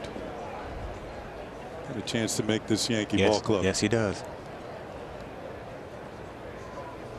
And the pitch. 2-2. Wade can play several positions. We saw him in right field yesterday. He can play short, second, certainly third. And pinch runner, he can really run. It's just maybe you want to see a little bit more offense out of him. Pretty good defender. Yes, he is. 2-2. Ball is popped up. Short left field. Coming on is O'Neill. Third baseman drops the ball. Knocks it into the stands. Out of play. Oh, boy. Gleyber Torres was ready to make that tag up and score. That would have been a tough play for the third baseman. I'm not so sure that they would have sent Gleyber, because you don't want to take a chance on hurting a guy like that. Of course, now if he makes that play, catches that ball, then he's in a very awkward position, and Gleyber may walk home. But I'm glad it didn't happen, because I don't want to see Gleyber take a chance. Nah. Don't want to see him. And I don't think Phil Nevin down there would have sent him. Count stays at 2-2 on Wade. And he chased the pitch out of the strike zone. It strikes out. So there are 2 down. A little tough to hit that pitch this time of year. A little off-speed changeup. You don't see that very much, and you see him way out in front. Got a nice changeup there as it fades away to the right side of home plate. So very good effort there by the pitcher. Oh, bases remain loaded, but now there's 2 outs for Brett Gardner.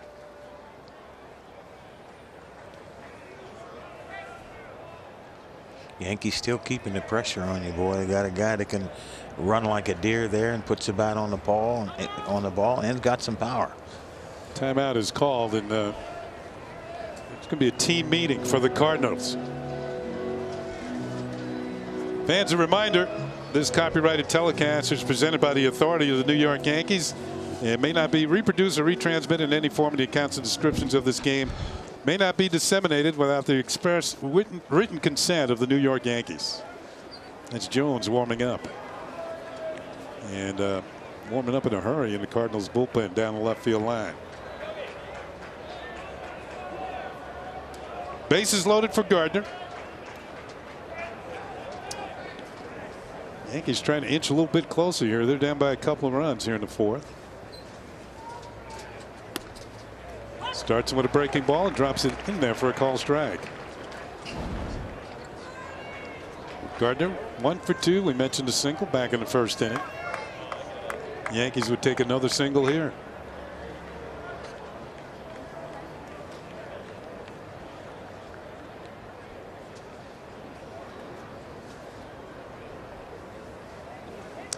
Ken Singleton along with David Cohn and Hall of Famer Reggie Jackson this afternoon on Yes.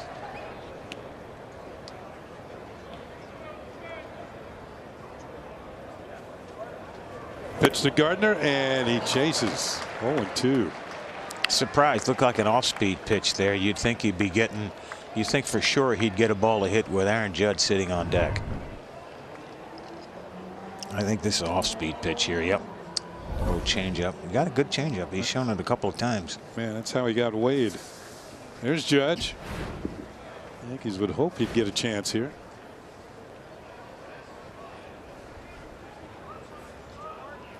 Swing and a miss, strike 3, and Beck gets out of it. Yankees had loaded the bases with 1 out. Back-to-back strikeouts, and the Yankees do not score. As we head to the top of the 5th inning, our Audi scoreboard, the Cardinals leading the Yankees 5-3, and as usual during spring training, manager Aaron Boone joins us. And Aaron, thanks for being with us once again. You bet. Good to be on with you guys. Okay, let's talk a little bit about the pitching. You know, with Sevy going out, you know, young man on the mound today, Loizaga has an opportunity, doesn't he? He sure does, and he's come in and been one of the guys that's, you know, really impressed, and I think built off of last year as he's come in here in spring and looked really sharp. His work's been really good. I thought he got a little bit tired today after coming out really strong that 1st inning. You know, still racked up some strikeouts.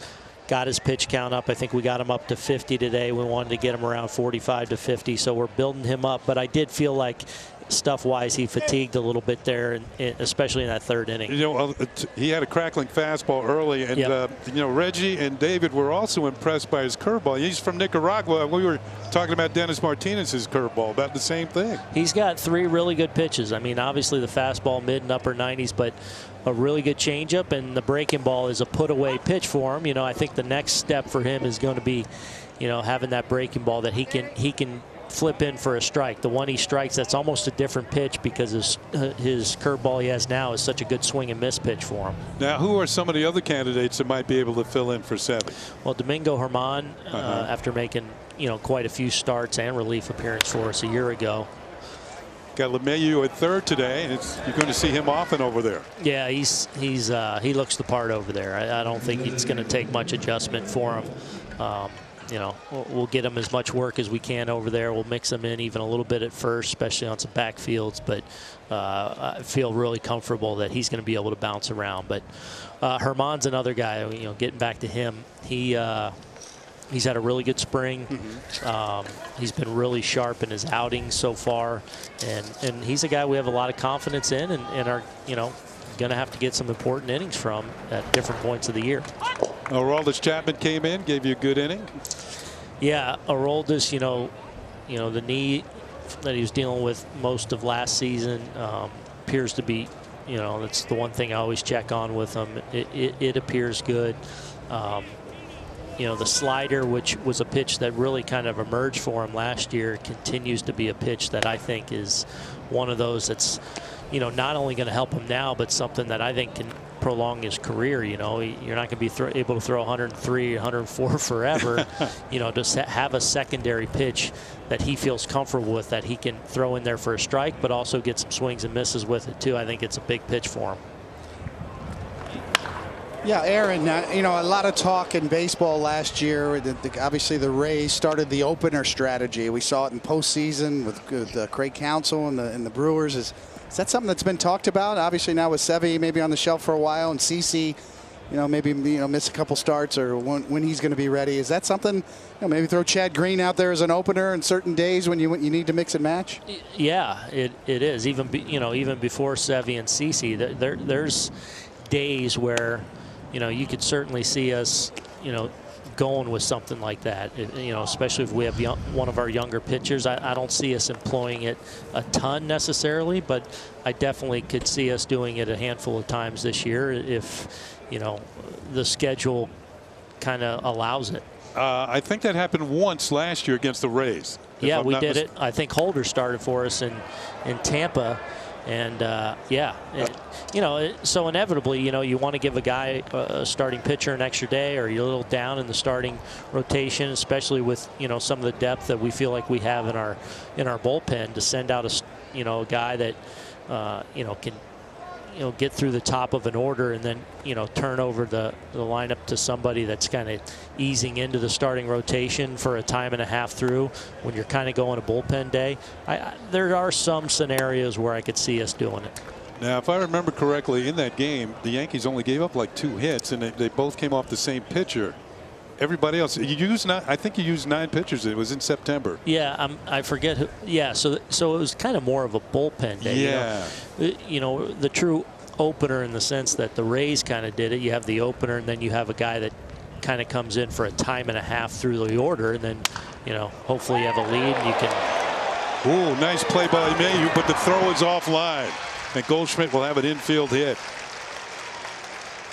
2 parts of the play on the infield. Yep. Good to see him reacting and moving down there at the hot corner, though, in that way.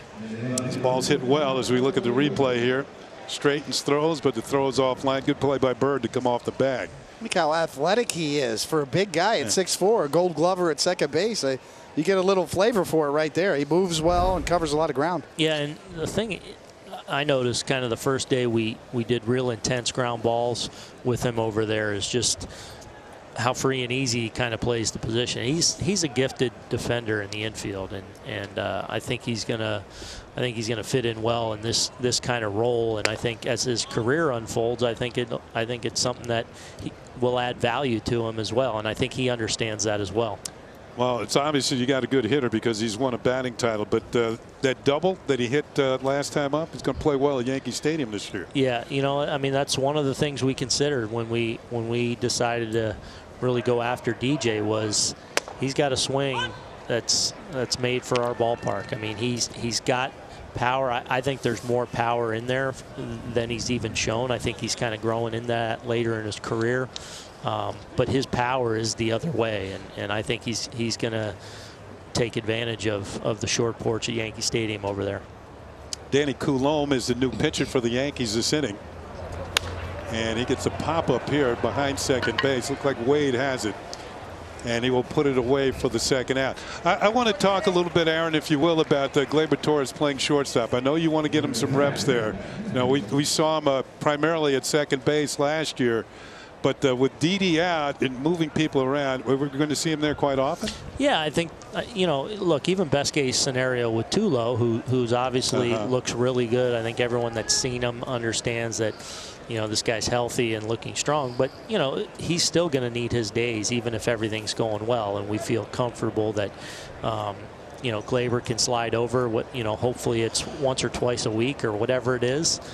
We feel like he's equipped to do that. He came up as a shortstop. It's the position he's played most of his life. You know, in the offseason, he prepared to play both positions. You know, we talked to him very early in the process that, hey, this is something that's going to be in play for you. He was very much on board. I think even excited to move back and forth, and the way he's kind of developing his pregame work and stuff with where he takes ground balls and where he works, been really impressed with so far. Yeah, he played 21 games at shortstop last year. Any news on Aaron Hicks and how much longer he might be out of the lineup for you? Yeah, Aaron's doing well, doing even better today. He was sitting out here in Reggie's seat a little bit earlier, keeping it warm for him, and he's.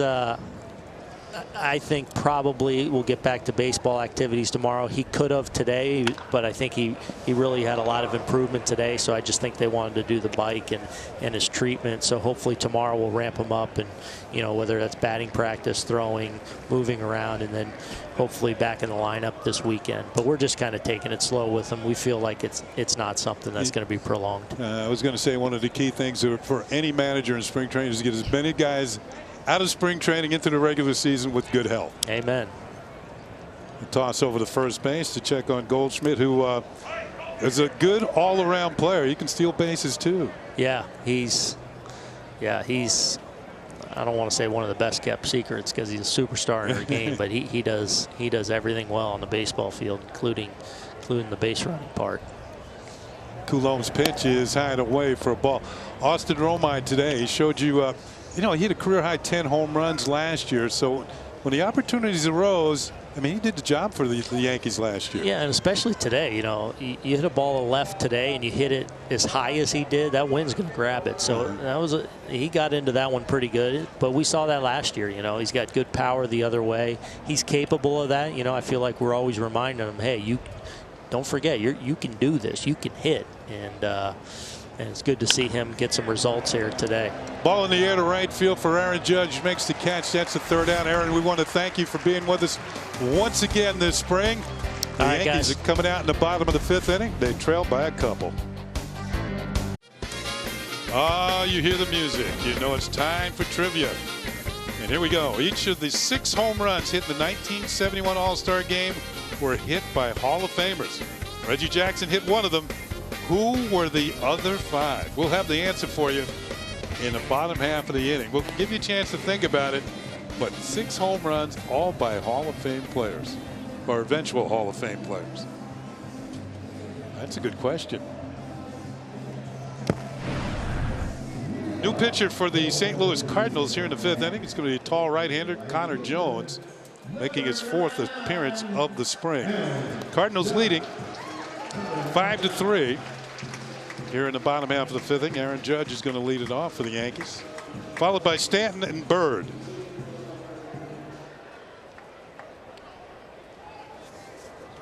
Boy, I'm trying to think of who those guys. I know a couple of them right away. On our Audi scoreboard, 5-3. The Cardinals leading the Yankees here in the bottom of the 5th inning. Marconi, you looking that answer up right now? I'm cheating. I am cheating. You caught me. Yeah, all right. Once I saw that computer moving. Here's a pitch to Judge. It's in there for a strike.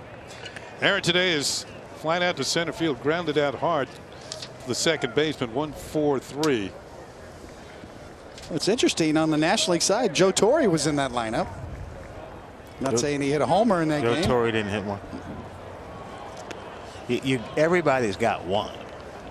Well, Reggie was there. He should know who did it. And if I was there, I must have hit one. Yeah, well, yeah, you're one of the 6. Okay. You got him? I saw you wrote them down. I had 2 of them. 1-1 pitch is outside to Judge. 2 balls and a strike. Wow, some big names. I'm pretty sure that's it. I'm pretty sure. Big names on that list, as you might expect. So you're saying what we're telling the people is, if you weren't going to the Hall of Fame, you weren't hitting a home run that day. That's right. That pitch is in there for a strike. 2-2. Bobby Mercer was in the lineup that day. Bobby Mercer was in the lineup. Carl Yastrzemski was in the lineup. Willie Stargell was in the lineup. Yeah. Willie McCovey played. Frank Robinson played. Al Kaline played. Hank Aaron. Henry Aaron was there. That pitch misses. Harmon Killebrew. Harmon Killebrew was there. Ooh. Frank Howard was there. 3 balls and 2 strikes on Judge. Rod Carew was there. Johnny Bench. Johnny Bench was there. Wow. That was a star-studded All-Star game. Brooks really Robinson was there. Yeah. The National League leading hitter Glenn Beckert was there. 3-2 pitch, and Judge takes ball. Bill Freehand was there. I was watching on TV. That was my second year in the big leagues. Here's Giancarlo Stanton. Had a base hit his last time up. Solid single to left field. Of all the guys you played against, Reggie, was there one hitter that stood out, like a McCovey or somebody that? Little chopper towards second. Wong has it, flips it short for 1. On the first, it's a double play. Was there one hitter, Reggie, that you played against? Was it a McCovey or Willie Mays or somebody that just really stood out for you? That I tell you a story that we at the Hall of Fame, and my daughter was there with me, and Bench and myself and Tom Seaver and my daughter were sitting on the bench outside as you walked into the Otis Saga, and the buses were coming back bringing the players, and Willie Mays walked in, Henry Aaron walked in, Ernie Banks walked in, Carl Yastrzemski walked in, Billy Williams walked in, and the last guy to walk in was Willie McCovey. And all 3 of us, Bench, myself, and Seaver, said, that's the best hitter that's walked by. Whoa. Stretch. And we all thought, and people in the game all thought that McCovey was the most feared hitter in the game. And Aaron, Mays, Billy Williams, all the big guys walked in. And the guy that got the biggest respect from all of us, and even the great Frank Robinson, we all thought the best and most feared hitter was Willie McCovey. Unfortunately, this past winter, Willie passed away. Yeah. Yes. I remember listening to the game in Houston. I was playing for Oakland, and I was a Giants fan. I was playing for the A's. I was a Giants fan, and McCovey got a Grady Hatton. Grady was the manager, and bases were loaded, and they intentionally walked Willie McCovey. Wow. And I've seen that happen at Bonds. And in 1969, Maury Wills was manning the Seattle Mariners, and I got an intentional walk with the bases loaded. I can remember. And he got fired. No. I remember the first time I saw Willie McCovey up close. It was my first or second year, and his knees were bothering him, so he didn't take batting practice that day. I was at Shea Stadium with the Mets, and he walked out of the dugout, got in the batting cage, took 3 swings, hit 2 of them out of the ballpark, went back inside, then hit another home run during the game. And if his knees hadn't bothered, he might have hit even more home runs. Yes, yes. Here's Gleyber Torres. He's on with he's up with 2 outs and a man on first. Bird just drew a walk. Torres had a good afternoon going. He's 2 for 2 with a double, run scored, and a single.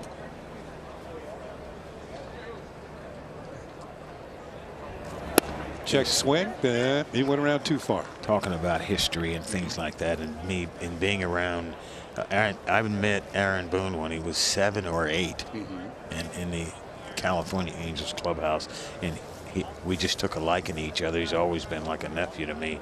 Played with his father, and I remember the times when I was in Arizona.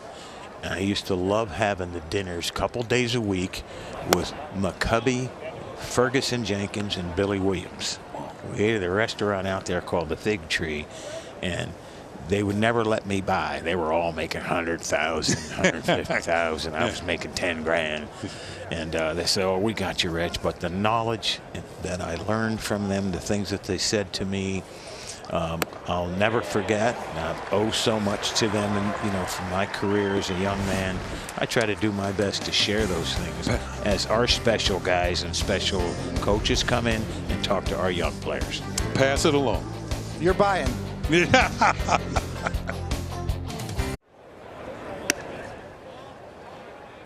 First pitch here in the top of the 6th is a little bit high. To Paul DeJong, the shortstop for the St. Louis Cardinals, has a double and 2 at-bats and a run batted in. Reggie Jackson with us, David Cohn, Ken Singleton, Meredith Marakovitz, all bringing you this game this afternoon. Next pitch is outside for ball 2. 2 balls and no strikes.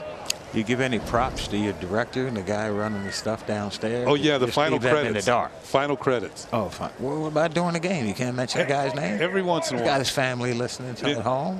Yeah. Back eating. Is his mom watching? Come on, throw something at him. Way to go, Billy. Pitch has popped up. And this is going to be out of play. Yeah.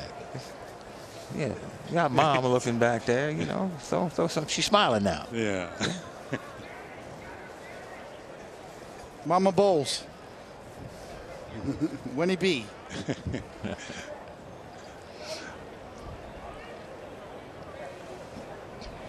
When he's back in New Jersey watching this game. Huh? 2 balls and a strike on the Cardinals shortstop. That's upstairs. Ball 3. 3 balls and a strike. We got another shift going on here, and you see the catcher sit inside. Boy, you got to know you're going to get a ball to hit inside. Did you feel that? You feel the catcher move when you? No, I really couldn't hit the ball inside. I had to hit it instinctively. If I looked for it, I couldn't hit it. 3-1 pitch. That's ball 4. Leadoff walk. Well, we showed you the trivia question at the top half of the inning, and it was a good one.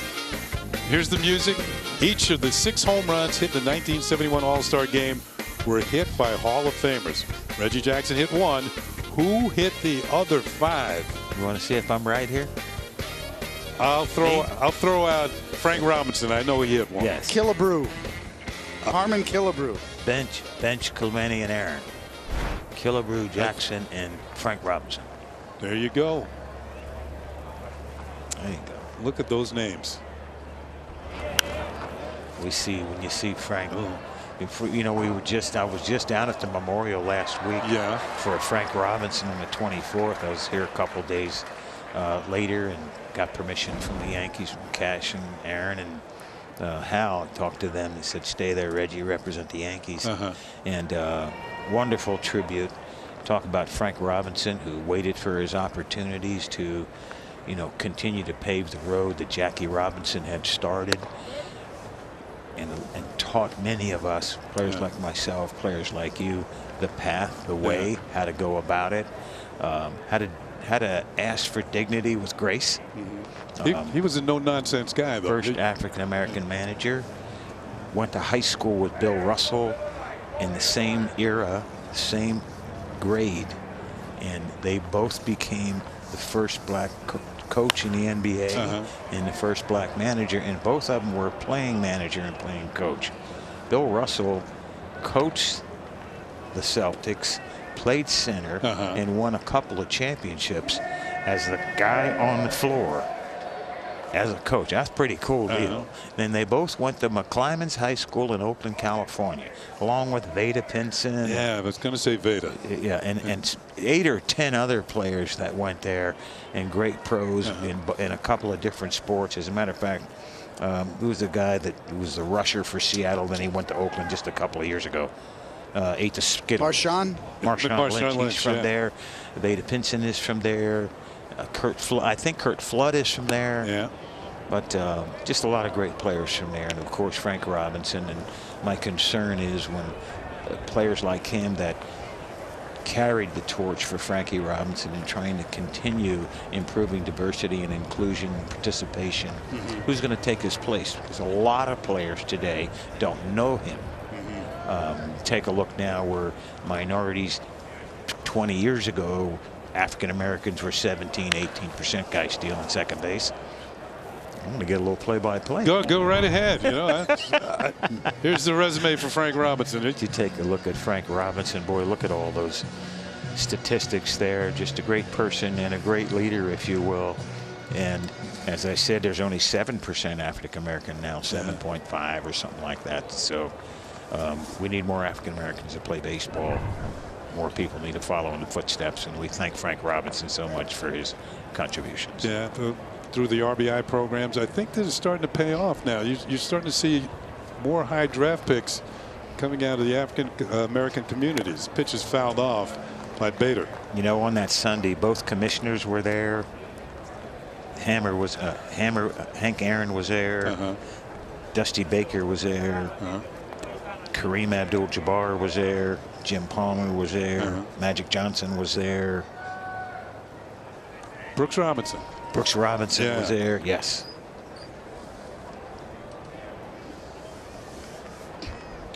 Nobody out. 2-2 on Bader, Cardinal center fielder. Coulombe will check the runner at first base. The first baseman now is Mike Ford. He's taken over for Greg Bird. Well, Kenny, just to put a bow on that 1971 All-Star game. Yeah. The 6 home runs, all Hall of Famers. 6-4 game. It was a night game, obviously. 2 hours and 5 minutes to play that game. 2 hours and 5 minutes. Might have been a lot of solo shots. There were 29 Hall of Famers that played in that game. That pitch is in there for a strike. And Bader is gone. That's the first out here in the 6th. Caught looking. Coulombe picks up his first strikeout. 1970s baseball.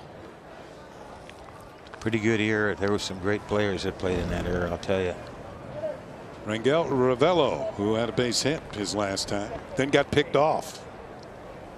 Play against Carl Yastrzemski and Al Kaline. I don't think I ever saw either one of them make a mistake on the field.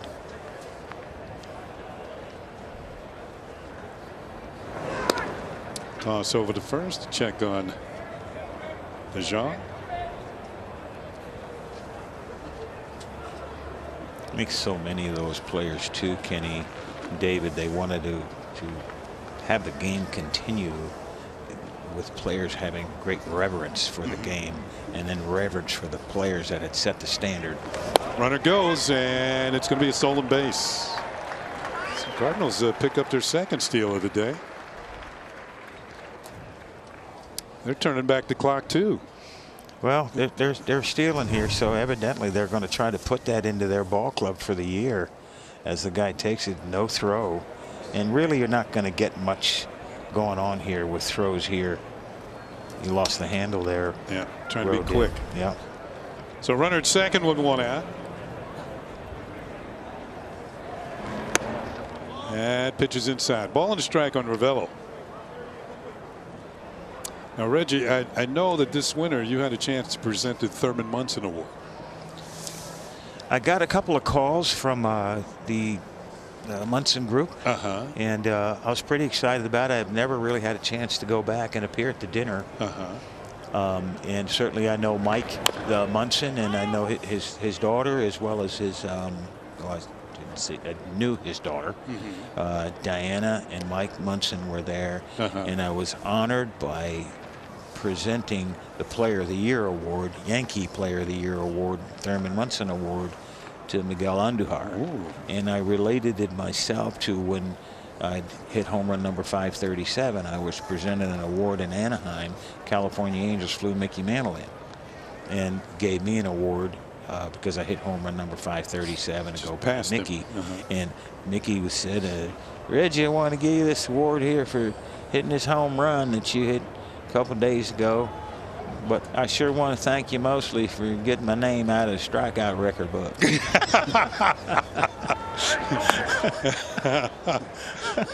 You know, Reg, you're not going to have that record forever, the way the strikeouts are going now. Yeah, for sure. Now, you know, back in the days when Thurman passed away, the Orioles were the first team in the Yankee Stadium, if you remember correctly. Right. Yes, yeah. I did. Yes, I did. And that particular night, I'd never seen Yankee Stadium like that. It was very somber. Ball is fouled off. And I remember you standing in right field during the anthem, I think it was. And yeah, I could see you wiping away tears. I mean, it's just. I think tears came out of people. It was like rain. I remember George Steinbrenner said, if we don't make it back from the funeral, we just forfeit the game. You guys made it back. Bobby Mercer had a big night. I think he drove in all 5 runs in a 5-4 victory. Yep. I believe Gator was pitching that night. He was. The 2-2 pitch is popped up in the right field. Going to be a tough play. Long run for Amberge, and this ball is going to fall foul. I remember Bobby got the game-winning hit. Yes, hit 2 home runs. Well, I know he hit at least 1, but he got the hit off Tippy Martinez to win the game. And I'm walking off the field. It was a walk-off hit, and I thought it was quite pointed that particular night. Now, as I'm walking off the field, I'm saying to myself, well, if the Yankees are going to beat us one game, let it be tonight. You know, that's the way I felt. Thurman meant a lot, not only to the Yankees, he meant a lot to baseball in general. I mean, he was an all-star leading type player. And to me, I remember sitting in my locker. I was quiet after the game. I mean, we had a big lead in the division that year anyway. Ball is lined in the right field. It's going to score a run, or it should. The runner took his time. Now he's going to be held up at third. DeJong got a slow break on that one, and the third base coach is going to hold him up. Let's take a look back at that particular night. It was both teams. And here's Bobby's home run. That was me looking at it go. And that's Lou Piniella. And here's Bobby with the game-winning hit. And Bobby had told me that was a left-hander, Tippy Martinez. He thought that they were going to pinch hit for him. Yeah, you're right. And they let him hit against Tippy, and he came through with the big hit to win the game. That's still kind of. I guess surreal. Yeah, exactly. Surreal. It was a feeling like I had never had at the ballpark before as Aaron Boone makes a pitching change here. Yeah, I remember walking by the empty locker with the 15 and the hat and the mask. Yeah. You know, by Thurman's locker for years and years. It stayed that way until we left the stadium. I remember when the Yankees came on the field to take the field that night, they left the catching position empty. And eventually the catcher came over and caught the game. But the fact is that, man, he was a special player. At that time, he was the Yankees. He's the most valuable player. He was a captain, and he expressed the grit, the toughness, and what the Yankees stood for at that particular time in that whole era.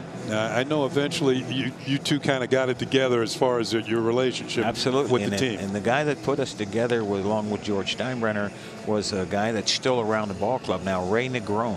Yeah, Ray. Yeah, he was in the booth earlier today. He set up a meeting with Thurman and I in Detroit, and we got together, started doing things together, and at the same time, I remember flying different places on Thurman's airplane from time to time. Here's a look at some of the highlights from Thurman Munson's career. Look at this throw. Man, right on the money sidearm. Bill Russell thrown out. He was a player that I really started extensive conversations with in the on-deck circle before we started to face a pitcher, he would say to me, Reggie, how do you hit this left-hander? And I'd say, well, I'll do pretty well against him. He says, okay, I'm going to get a base hit to right field, or I'm going to advance the runner if I don't. And then if I was a guy warming up in the bullpen, there was a right-hander on the mound, he said, how do you hit the lefty in the bullpen? And I said, I don't hit this guy too good. He said, all right, I'm going to do my best to drive him in.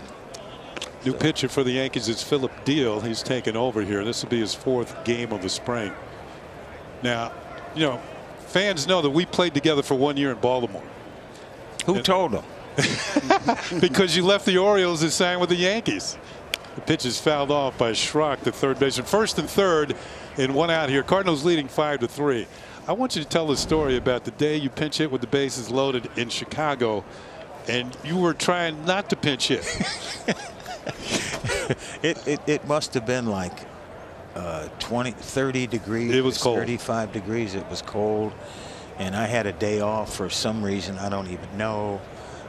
Who's the left-hander that the White Sox brought in? Terry Forrester. Oh, he threw hard. Terry Forrester threw like 95 to 100. Big old dude, about 6'3", 6'4", about 260. And Earl wanted you to pinch hit with the bases. Earl wanted me to pinch hit with the bases loaded, and I was down at the end of the bench, and you couldn't really see me.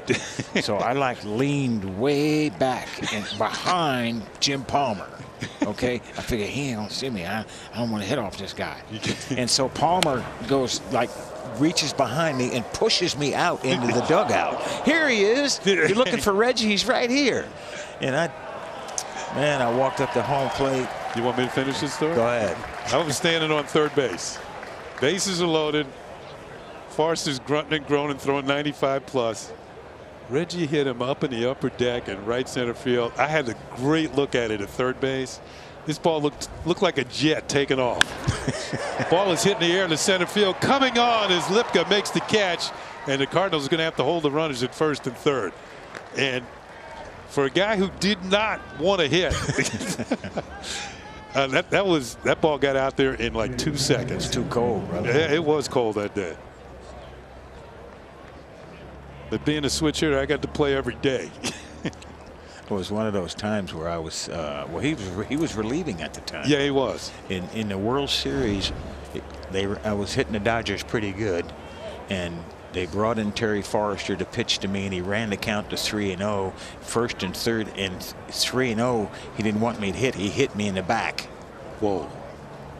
Did he remember the time in Chicago? I don't know. But he hit me in the back.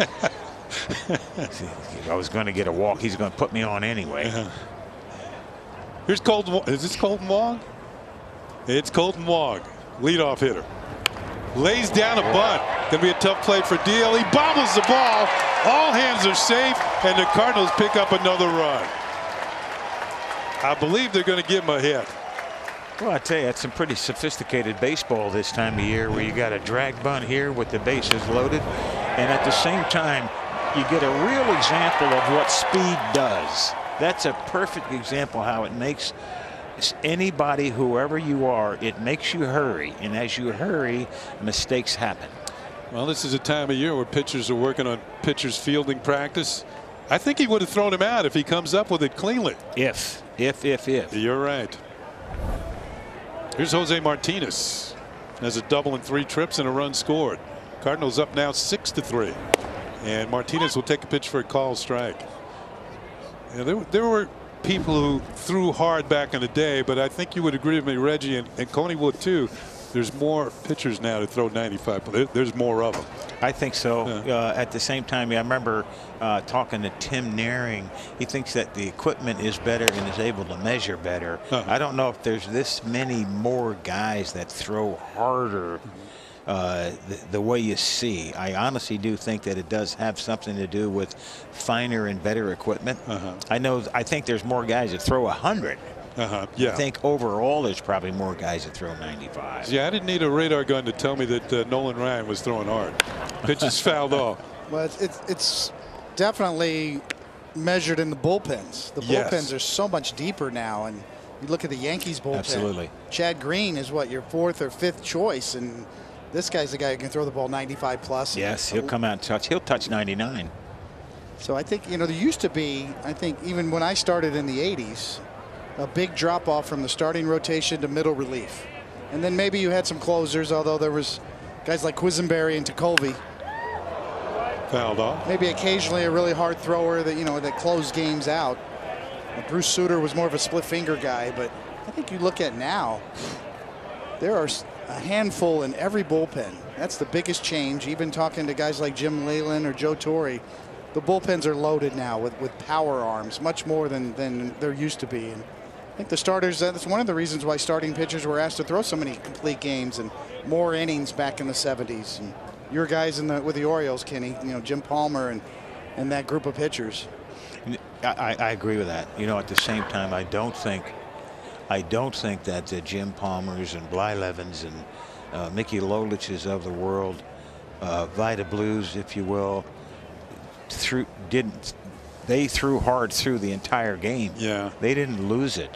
When you started started the game and threw 94, 93, 94, 95, you finished throwing just as hard. As you got older, you had a little salad and a little sauce that you mixed in, but guys threw hard for 9 innings. Good stop by Romine. 2 balls and 2 strikes on Jose Martinez. And you mentioned some good pitchers. Was there a guy, Reggie, that you just simply had problems with? Mike Caldwell. Really? Well, left-hander. Oh, with Milwaukee, yeah. I had trouble with him, and then I finally caught up to him in the playoffs one year. I finally caught up in the playoffs with him one year. I hit a 2-run homer to help us beat him. I heard you mention at lunch today of Scott McGregor. Scott McGregor ate my lunch for a long time. I used to swing and miss him, and then I took my bat one day after striking out 3 times in a row. We were in Baltimore, and I spun the barrel around. I looked up at the top of it, and it was still brand new. There wasn't a mark on it. Now, conversely, was there somebody used to wear out? I had a few like that. All right. You shouldn't start stories with 2 outs, but I knew there was a foul ball coming. So a whole closet full. Yeah,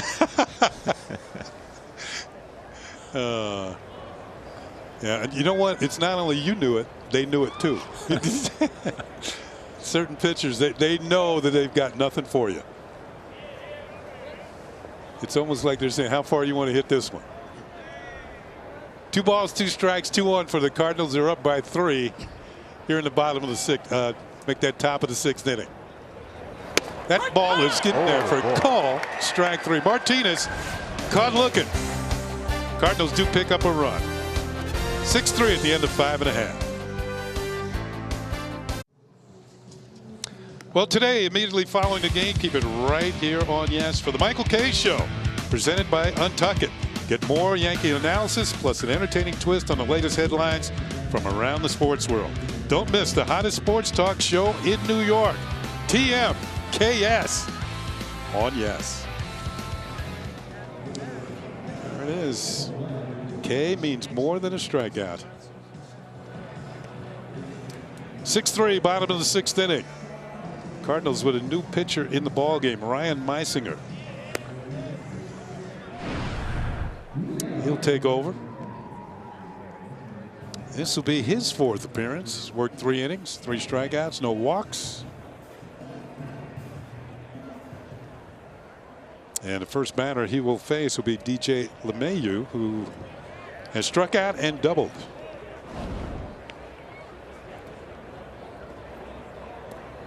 Double going to the gap in right center. He'll be followed by Frazier and Romine for the Yankees here in the 6th. And the first pitch hits the inside corner for a call strike. It's our first look at DJ at third base this spring. He's looked good over there. I think that was the big question, Kenny, is a guy who's a regular second baseman his entire career is now going to be a super utility guy. Line drive right at the third baseman. And that is out number 1. And it's Schrock who came up with that play. Hit it on the nose. But it is going to be interesting to see Aaron Boone juggle his lineup in order to get DJ, regular at bats. And Tulowitzki's look good at short. Gleyber Torres is your second baseman, and I think sometimes those things just seem to work themselves out, Clint Frazier swinging at the first pitch, lifts a high, towering fly ball towards right center. Center fielder Bader comes over. You can see the wind carry that ball from center towards right. And there are 2 outs quickly for the Yankees here in the 6th inning. Austin still in the ball game there. Yeah, this probably be his last at bat. He's 1 for 1 today. He's responsible for the Yankees' 3 runs, a 3-run homer in the 2nd inning. Also drew a walk in the 4th. Meisinger deals knee-high strike on the outside corner. Really about getting 3 at bats here. I think most players like to get somewhere between 35 and 50 at bats in spring training. Yeah. Did you have a number? You know, yeah, I think you're about right. 50, maybe a few more. You know, sometimes you leave Florida and you play a few games as you're headed north to where you're going to open the season. Yeah. I didn't really care too much until around the last 10 days. And then the last week, during the time I played, he'd played 9 innings. Yeah, you should be ready to go by then. Yeah. But you'd go 9 innings for 4 or 5 games in a row. Now I remember we broke camp and we played the Yankees in New Orleans. Were you? Yes. Yeah. Did you play that day? Because I did, and I didn't like. Home run off Palmer. You did. You know, the thing about it, that stadium was lit for football. It wasn't lit for baseball. And Guidry was pitching. And he was in the light. Home plate was in the light. But between home plate and the mound, it was dark. So you would lose the ball and try and pick it up again. Yeah. Romine strikes out. He didn't see that one either. And the Yankees go in order. We're going to the 7th inning here at Steinbrenner Field. Cardinals lead it. Aroldis, you were able to get some work in today. Were you working on anything specifically out there? Tu segunda salida de tu entrenamiento de primavera, ¿estaba tratando de trabajar algo específico en lo que va de campamento ahora? Bueno, hoy está trabajando solamente en mi slider. Hoy me comando y el slider era la prioridad. Today, the focus was the slider, work on the slider, and also work on command. But the priority today was the slider, yeah. How many appearances does it typically take for you to feel ready to go into the season? Usualmente, más o menos, como cuántas salidas necesita para mantenerte donde ya tú te sientes listo para la temporada. Yo creo que ahí siempre son como 6, 5 salidas. Ahí creo que el máximo que uno se siente ya bien a la temporada. I want to say around 6, 7, you know, somewhere around there. That's when you kind of know that you feel ready for the season. With this weather out there, did it almost feel like you were pitching in the Northeast up in New York? Se sentía que estaba pichando en Nueva York, la temperatura un poco fría aquí en Tampa hoy en día, ¿verdad? Sí, hoy estaba bastante frío. Comparado con los demás días, estaba bastante frío. No creo que igual que en Nueva York, pero sí estaba frío. Yeah, definitely a colder day today. Not as cold as New York for sure, but it was definitely a cold day today out there. Aroldis, when you look at this bullpen, do you think this bullpen is better than they were a season ago? Cuando tú ves la calidad de brazo en este bullpen, ¿tú crees que puede ser mejor que los bullpen de los años pasados? Eso depende de lo que podamos hacer, lo que logremos hacer en el terreno. Los bullpenes de año pasado han sido muy buenos, este también está muy bueno y todo va a depender de lo que seamos capaces de hacer en el terreno este año. We've had some really good bullpens in the past, you know. So I think it's going to be up to what kind of results we get out there, you know. What kind of results we get out there on the field competing, you know. That's really going to be the final answer there because we've had some really good bullpens in the past. Aroldis, Marlon, thanks for the time. Thank you. Thank you. Send it back to you. Thank you very much, Meredith. Aroldis Chapman on his afternoon, and you know what he thinks of the Yankee bullpen. On the Ford scoreboard, 6-3 the Cardinals lead. We're in the top of the 7th inning. You saw Paul Goldschmidt get a hit, his second hit of the day. He gives way to a pinch runner, Evan Mendoza, and Tyler O'Neill's up. He's homered, doubled, driven in 2, scored a couple. Boy, they had a shift on Goldschmidt. He hit a bullet up the middle. Oh my goodness, that was a rocket. Ball hit in the air, foul down the right field side. This guy has a short, quick swing. O'Neill. As I mentioned earlier in the game, he's got the power. 3, 4 home runs and doubles. They out of single yet? 4 homers and a double this spring. Those are his only hits. Does not believe in stopping at first. 2 balls, 2 strikes, nobody out. We're in the 7th inning. No, you asked, Reggie, you mentioned you needed about 40, maybe 50 at bats. Coney, how about you as O'Neill is called out on strikes? How many outings till you felt really good? You know, it wasn't just about the pitch count. Obviously, you wanted to get up close to 100 pitches by the time you're ready to leave spring training. But it was really about the getting up and down part, getting through 6, 7 innings, at least past 5. And once you got that feeling to where, I've crossed the 100 pitch mark and I've gotten up and down in between innings about 6 or 7 times, then I think you felt like you were pretty close to being ready. Check swing, and that is, no, that's not a strike. We just checked his swing. Nowadays you mentioned the 100 pitch mark. Can you recall the most pitches you ever threw in a game? Yeah, I threw 166 pitches in a 1-0 shutout, and whoa. I was 3-2 on everybody. Yeah. A lot of 3-2 sliders. There was about 4 or 5 walks in there as well. Did you have a lot of strikeouts though in that game? Had a lot of everything. Strikeouts, walks, base runners, wild pitches. I hit all of them. Checked all the boxes. This sounds like it was early in your career. This was with the Mets, yes.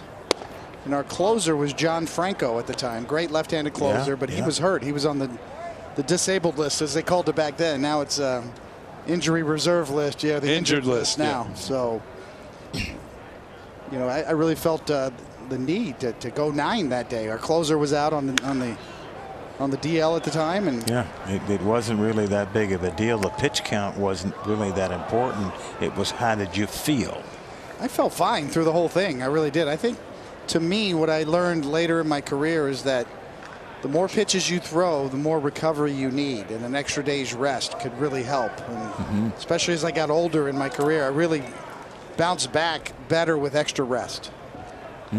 Being good friends with Gibson and Jenkins and those guys, Gibson thought his number was 135. Jenkins, same, 135. If a manager did that today, he'd be fired. I can tell you some stories of Bob Gibson. I did a book with him called 60 Feet 6 Inches. Runner's going. The base runner. Ball in the air. And this should be put away. Let's see who's going to make the catch out in left field. It's Burns who makes the catch. And there are 2 outs. Go ahead, I did Reg. a book with Bob Gibson, and probably 10, 15 years ago. And I said, Bobby, I've been a guy that's watched and everything, your career, and I want to know why you didn't start the game, this first game of the World Series in 1964. And he said, Reggie, I didn't start the first game of the World Series in '64. He said, because my last 10 starts, I went 9, 9, 10, 10, 11, 9, 9, 10, 9, 9, and 8. And I said, well, how come you only went 8 innings in the last game? He said, well, I lost a shutout 1-0 in Shea Stadium to Al Jackson. And they didn't hit in the 9th. He said, but on Sunday I relieved Ray Sadecki with 1 out in the 4th and pitched 5 in the 3rd. No, I didn't start on Tuesday against the Yankees. I started on Wednesday in the afternoon, went 9 innings and struck out 15 and won 2-0. That was 64. Yes. Because they needed to win on the last day. Yes. Yeah, they did. He threw a shutout. I don't know the exact score of the thing, but I think it was a shutout. But he said he struck out 15, and wow, I shut right up. Now, from what I've heard, the Cardinals needed to win that day. And you would just say he came back on 2 days. He came back on 1 day's rest. He walked into the manager's office and told him he was pitching that day because they needed to win. As it turned out, I think the Phillies lost anyway. But, they didn't know it at that time. So he said, I'm pitching. And he threw a shutout against the Mets. And you don't see that happen now. No, Guidry in 1968, 78, went in and asked for the baseball. They were wondering who was going to pitch. And I think Ronnie pitched on Friday. He might have pitched on Friday, and then he came back. I thought he came back on 2 days rest. It sounds like he was on 3, but he pitched on Monday, which would have been 2 days rest. Here's Kale Kosho, who's trying to pick up the third out here in the top of the 7th inning. I think the closest thing we saw to that, well, in recent history, was Nathan Eovaldi last year in the postseason. Yeah. Yes. Coming out of the bullpen, no day, start a game, almost no days rest back in the game. 1 day rest back in the game. This ball is drilled to left field. Burns going back near the wall, and this one's gone. A home run. DeJong having a good afternoon. He is 2 for 3. He's got power. 44 home runs the last 2 years. Last year he only hit 19 because he missed a while with a broken hand. Providing power for the Cardinals out of the shortstop position. They now lead 8-3. Kind of getting banged around here a little bit. We are. Yeah. Cardinals have a good team, man. Ooh, high fastball.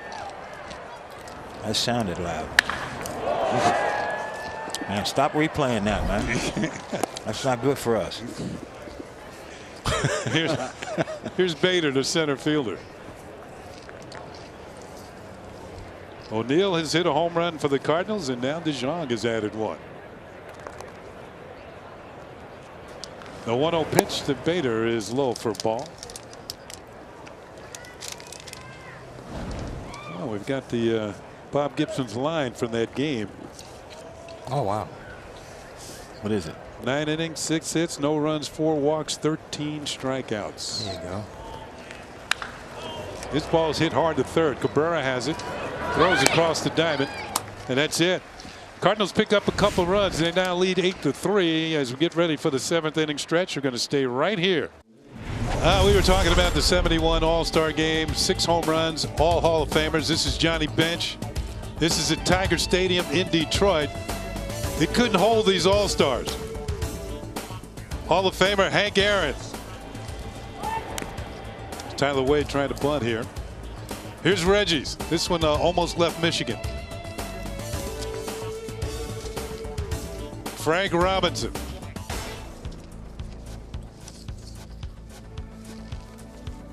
Harmon Killebrew. The killer. Roberto Clemente. That was a blast. All right. 6 Hall of Fame home runs. Tyler Wade takes a bunt, takes a pitch for a ball, 1-1. On our Ford scoreboard, 8-3 St. Louis, bottom of the 7th inning. New pitcher for the Cardinals is left-hander Tommy Lane. Used to be with the Yankees. Yeah, back in the day. Next pitch hits the corner for a call strike. Cardinals have made some changes on defense. We'll try and catch up in just a second here. We should remember here, like, you don't recognize the names, many of them, but certainly these players are trying to impress. Ball hit in the air to center field. The new center fielder Hurst is on the move. He won't get it. Drops in there for a hit. Wade has speed, easily into second with a 2-base hit. Players trying to impress and trying to get a job.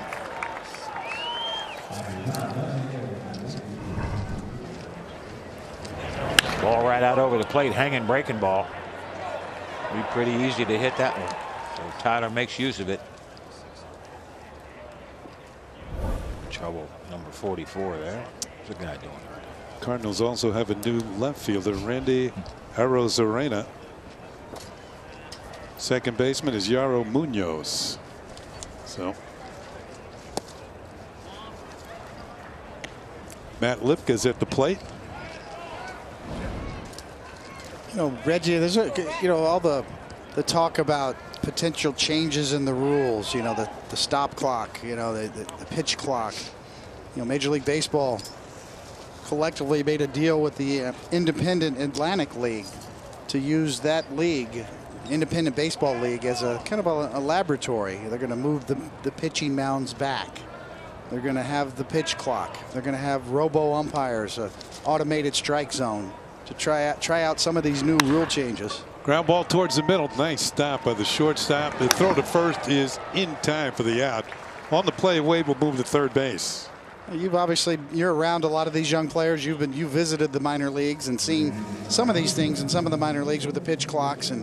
But what's your general feeling on those type of radical kind of rule changes? Move the mound back, robo umpires calling strike zone, automated strike zones. What's your opinion of that? I don't like the idea of moving the mound back.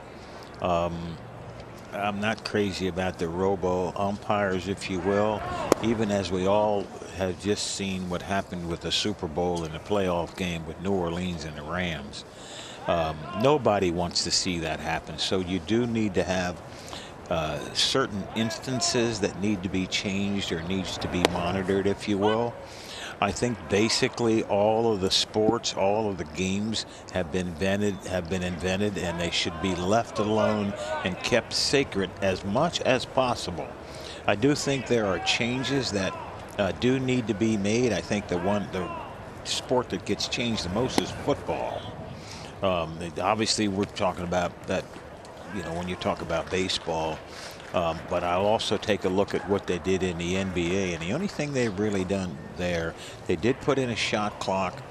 They did narrow or widen the lane, in the middle of the lane because the people got bigger. And also they moved back the three-point line. They had brought the three-point line in, which I thought was great innovation. In reference to changing the fouls and the calls and the refereeing and things like that. Possibly banning the shift. In baseball, when you get to the point, I do not think that they should ban the shift. If teams want to shift, they have the right to shift and play anywhere they want to in defense. In reference to moving the mound back, no. Do you want to automate all the umpiring? I want men still out there. Should we check some of the calls that impact the game and make a difference in winning and losing? Yes. Should there be a timeline on them? I don't like it. They have as many calls as you need to have reviewed. Maybe there should be 3 or 4, but as far as turning it into something that's automated, I'm not for that. There's certain things that I think that are sacred in baseball, and I basically want to leave the game alone. I think in our organizations, with the people that start at the top, from Brian Cashman, I'll use Brian because he's the top guy in our baseball here, and when the people at the top could start preaching about making the game go faster. Here in the last few days here, we've had games go 2.5 hours. And I don't really know why. People are doing things faster, quicker, if you will. I think it does happen with the hitter and the pitcher. And if you talk to them about speeding up what they're trying to do, and it's taught in the minor leagues, just as they've changed what's going on with pitching now, guys only throwing 100 pitches at a time, etc. I think they can make the change and make the game go faster. I really do. Well, that's it for the Yankees. The end of 7. It's still 8-3.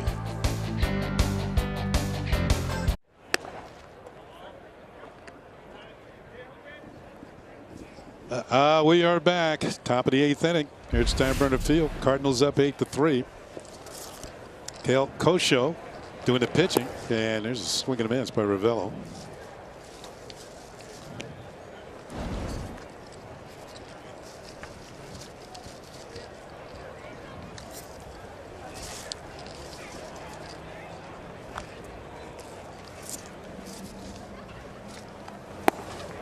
Ken Singleton with Reggie and David Cohn this afternoon. Tell you what, we've had gone back in time a little bit. We've talked a lot about what's going on now in baseball, potential rule changes. I was wondering if you guys thought that if there's some way you could come back 100 years from now and go to a baseball game, would you recognize the game itself? Wow. I think it's certainly going to be changed. High fly ball to center field. Lipka on the move.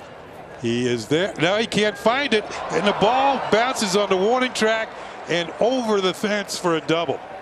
Well, that must be a brutal son. He turned around and never saw anything. Turned around and looked right into the sun. Yeah. Get another look here.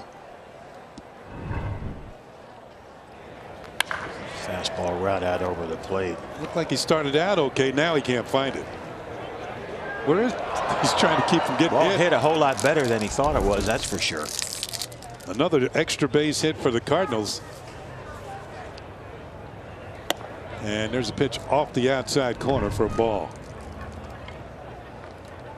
Well, that's a helpless feeling right there, I'm sure, for an outfielder. At that point, when you realize you don't have a clue. I did that once, got hit in the chest. I've been there and just avoided being hit. Yeah. Jim Rice in right field at Fenway, which was no fun to really play. Here's Schrock. He's gone the whole distance for the Cardinals so far today. 0 for 3 and takes one on the corner for a call strike, 2-1. They had a brutal sun in Boston. Remember the play that Lou Piniella made in the playoffs? He didn't see the ball, and all of a sudden he caught it by barehanded. 2-1 pitch in the dirt, scooped out by Ryan Lavarnway, who's now doing the catching.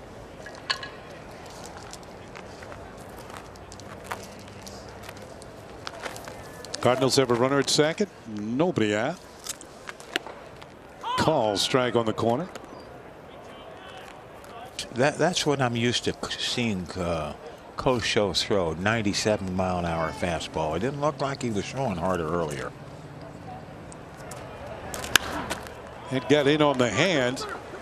Popped up out towards left field. Left fielder moves in. Burns makes the catch. The runner holds. One down. Who's that son? That's Jerry Remy. He hits the ball to Lou Piniella. He can't find it. And finally he picks that ball off with his glove hand. I thought he had caught it with his bare hand. But there he grabs it as the ball almost gets by Lou. Sweet Lou. One of those potentially history-changing plays right there. Yes, it was. If he misses that ball. Drew Robinson, the shortstop, is at the plate with one out and one on.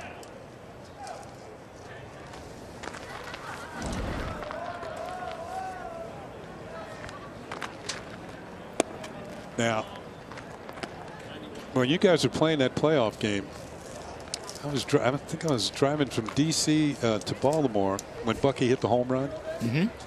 And Mike Torres, who gave it up, was a teammate of mine for 4 years. He was a teammate of ours. Yeah. He pitched the closing game, the winning game in the '77 World Series. Boy, look at that. Ball gets away. Ravello will move over to third base. That should be a wild pitch. Now, Reggie also went deep in this game. Just a fly ball. Well, that's the steamer, Bob Stanley. Yeah, he's pretty good. Straightaway center. A little more than the fly ball. You notice one thing I noticed right away. We talk about changes in baseball.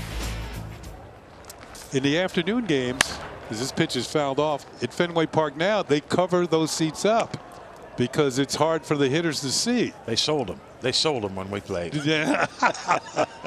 Was that still September or was that October? It's October. Yeah. Oh, there you go. October. There you go. See, the calendar turned.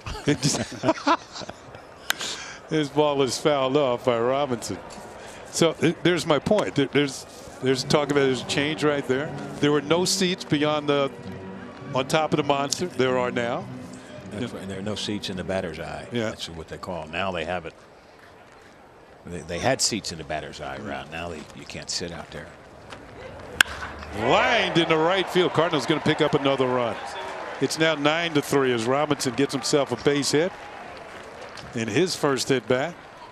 We're getting bumped around here a little bit. Yeah. A lot of loud sounds off the bat today. Yes, it is. This game's in stereo. Next batter is Dylan Carlson, the right fielder, trying to make the most of his one at bat. Looks like we're going to get a new pitcher. So Aaron Boone making a pitching change. We'll be back. We'll find out who's coming on to pitch for the New York Yankees. Well, fans, this season marks the 20th anniversary of the Yankees' 25th World Championship, and on Friday, April the 12th, the Yankees are recognizing one of the memorable moments from their run to the title. Bernie Williams' ALCS walk-off home run to help commemorate the first 18,000 guests in attendance receive a Bernie Williams bobblehead. And that's the first in the 2019 collectible bobblehead series presented by AT&T. For tickets, log on to Yankees.com, visit Yankee Stadium ticket window, Yankees clubhouse shops, or you can call Ticketmaster at 877-469-9849. New pitcher is James Reeves. The left-hander comes in.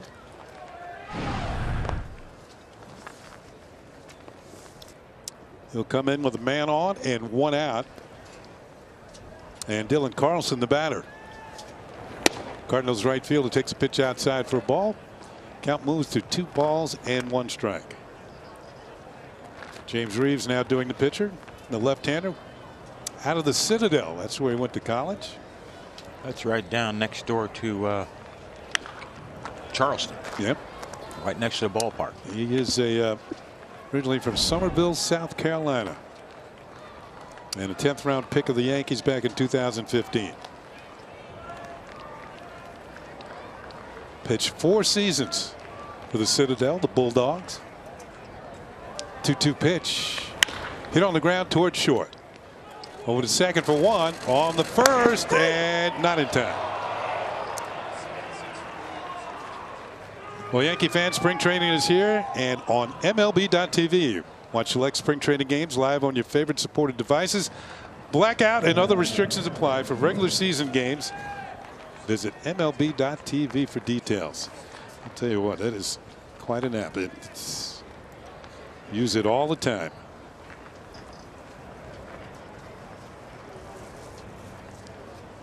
Evan Mendoza coming to the plate. And he came on for Paul Goldschmidt, who had himself a good day. A couple of runs scored, a couple of hits and a walk. It's Mendoza last year in the minor leagues, 135 games. Fouls off a pitch, and it's a ball and a strike. Now, Reg, I don't know if you ever came to spring training and maybe you only got 1 at bat during a game. Do you remember those days? Did you ever have those? Because I can remember them. You tried to make the most of that 1 AB in the game. And these are the guys who are, their last at bat.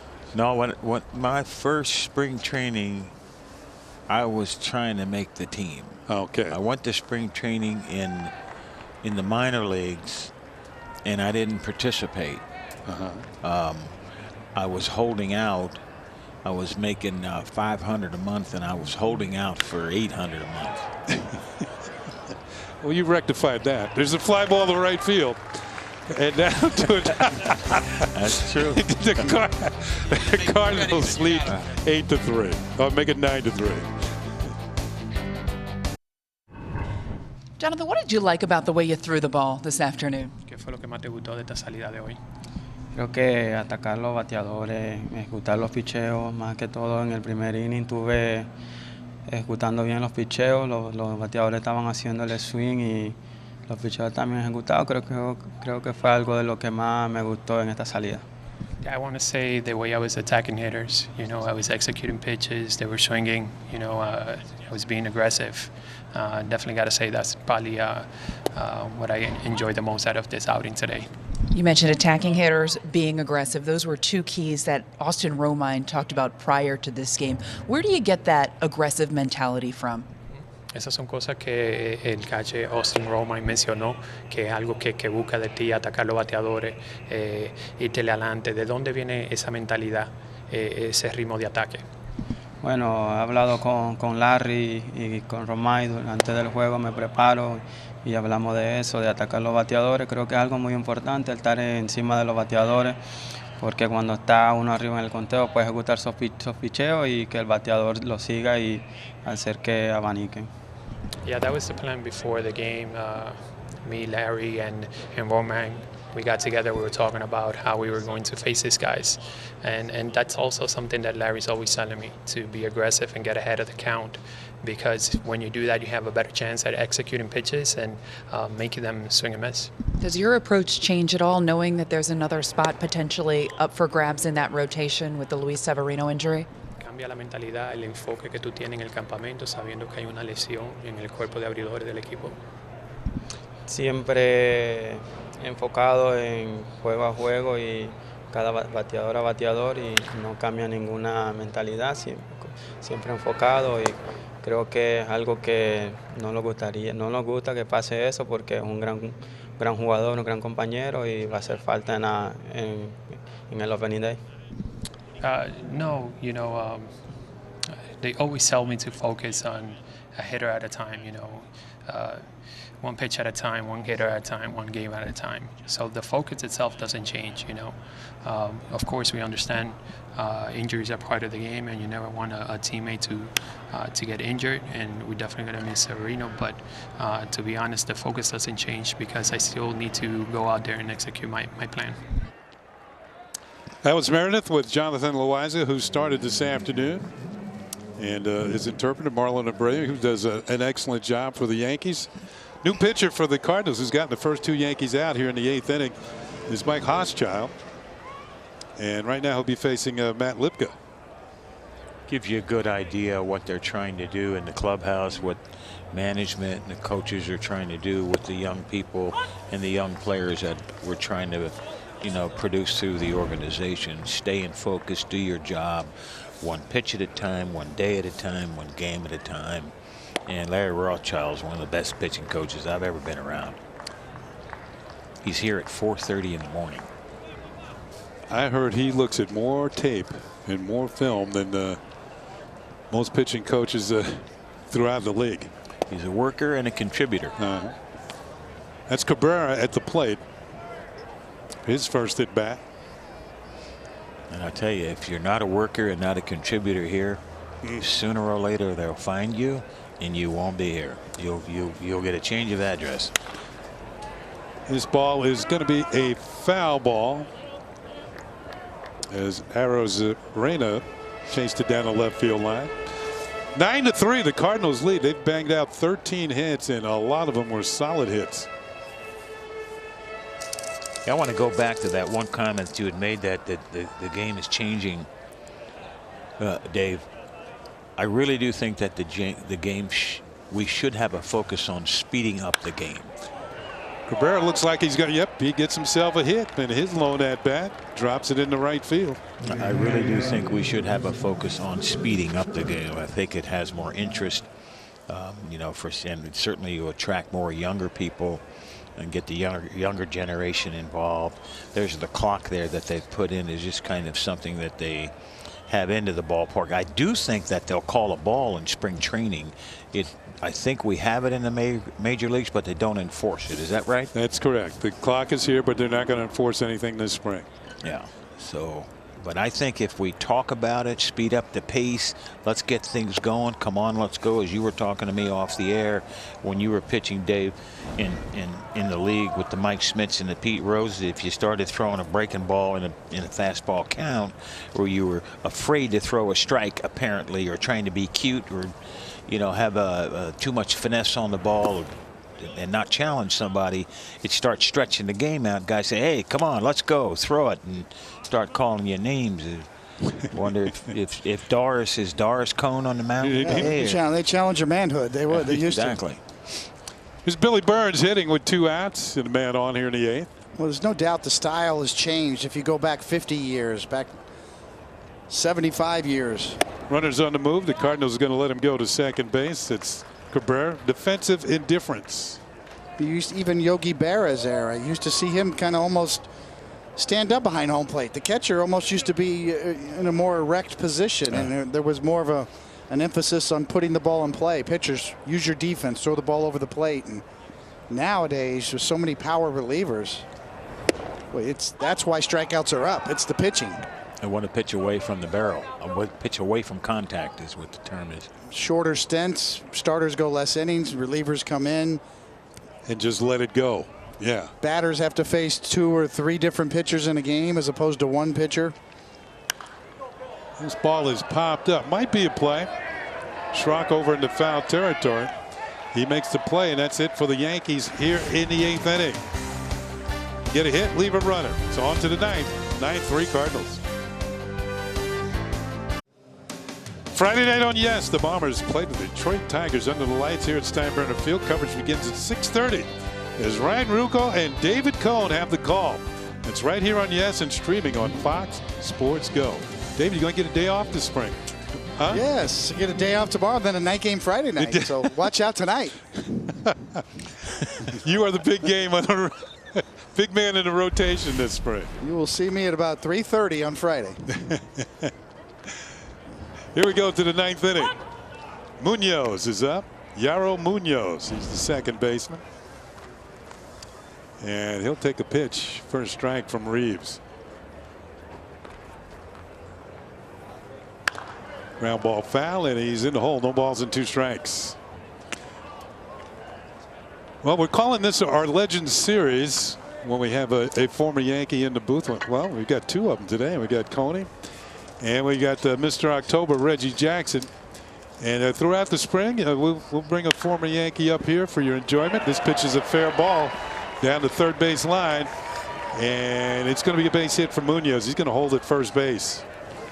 So, Reggie, we certainly want to thank you for being here today. You telling me to go home now? No. We've got another half inning. The Yankees are down. They're going to hit in the bottom of the 9th. So, but, you know, I enjoyed going back in time. Kind of reminds me of the good old days. And some of the great video from back in the 70s when we were both much younger men. Good times, man. Always good times. Yeah, it was good. Sure. Pitches in there for a call strike. Good. I mean, the competition was great. I always felt, and I ask people, or I tell people, I felt I played with the best generation of players because we were the guys who stood together and you know, changed things, made real change in this game, and for the better for the players.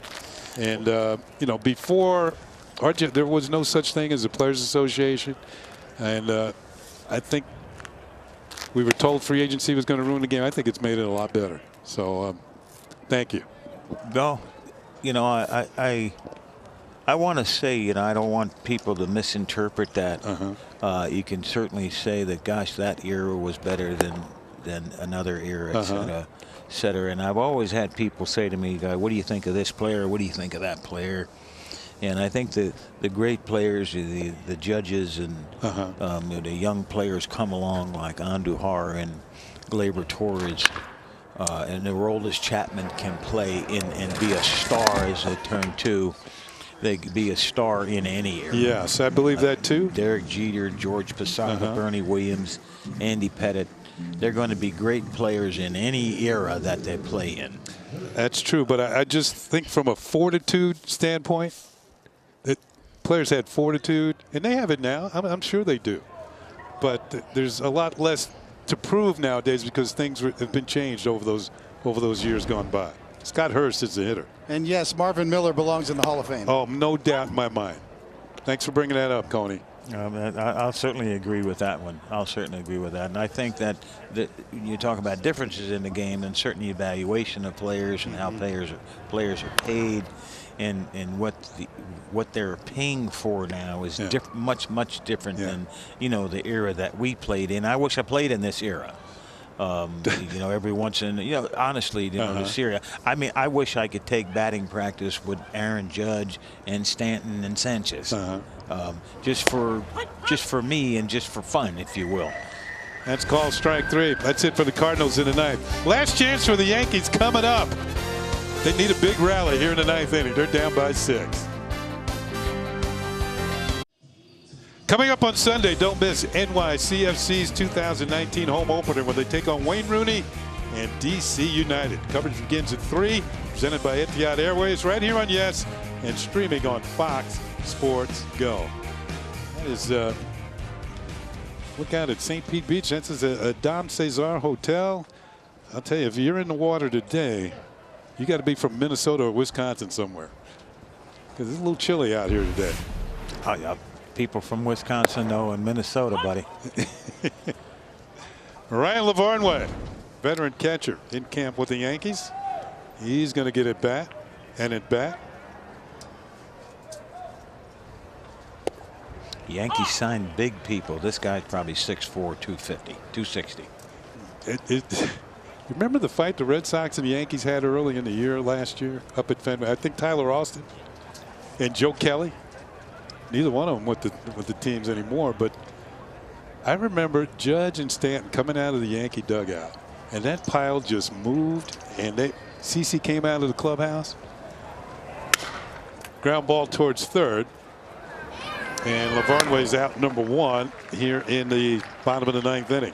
The Judge was playing peacekeeper at that point, but he moved the whole pile. He had Joe Kelly in a hammerlock.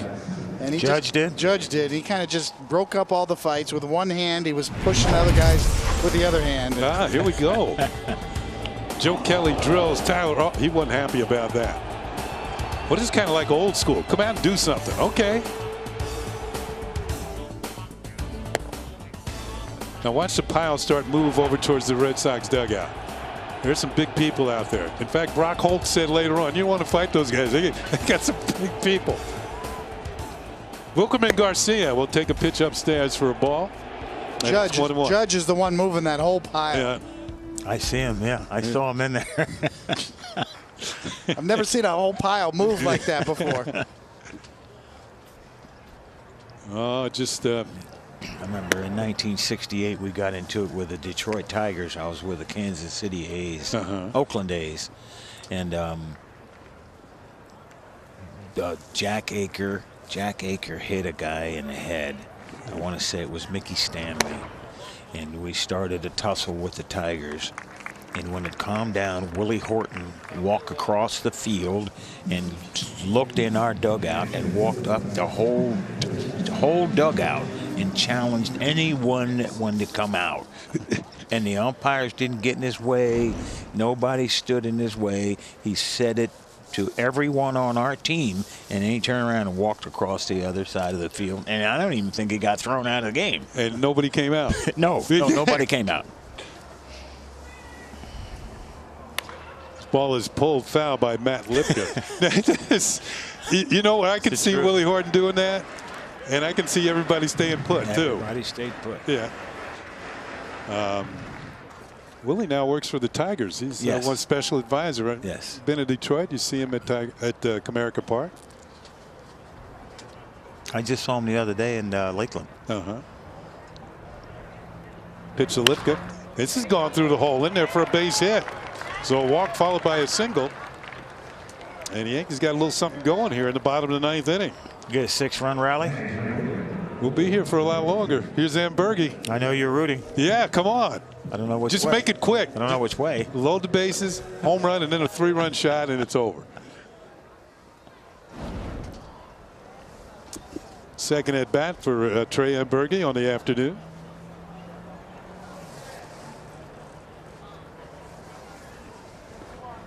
I saw this guy get 4 hits in Asheville. Just about 4 or 5 years ago. He got 4 hits over there.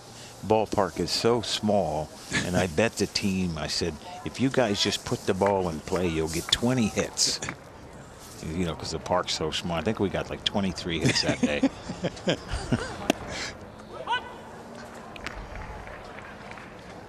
Plus, you're up in the mountains. The ball flies in Asheville. Yep. Yeah? Yes, it does. Nice ballpark, though. Really nice little town. 2 on, 1 out for the Yankees here in the 9th. They need a big-time rally. Hochschild delivers, and that's upstairs for a ball. It's 2 balls and a strike. Well, we hope you've had fun out there watching the game today. Thanks for being with us. Mike Hochschild, the 1, 2, 3, 4, 5, the 6th Cardinal pitcher of the day. A few more weeks, you'll see pitchers go a little bit deeper in games. Fewer relievers used. Look out inside. The ball goes all the way back to the screen, and the runners will move up. I believe that's going to be a wild pitch. Phil Nevin waiting for the end to come as the end gets near. It's Teron Cleninger doing the catching now. He took over for Matt Wieters. Second and third, 1 out. Yankees with an opportunity to score a run here in the 9th inning. Yadier Molina, is he hurt? No, this is a West Coast swing, West Coast of Florida. Okay. I don't know if he played yesterday in Clearwater. Some of the Cardinals did. They played Clearwater and then here today. Some of them went back to Jupiter, Florida already. I know Marcell Osuna did. Ball is ripped down the left field line. It's a fair ball. Yankees going to get a couple of runs on this one.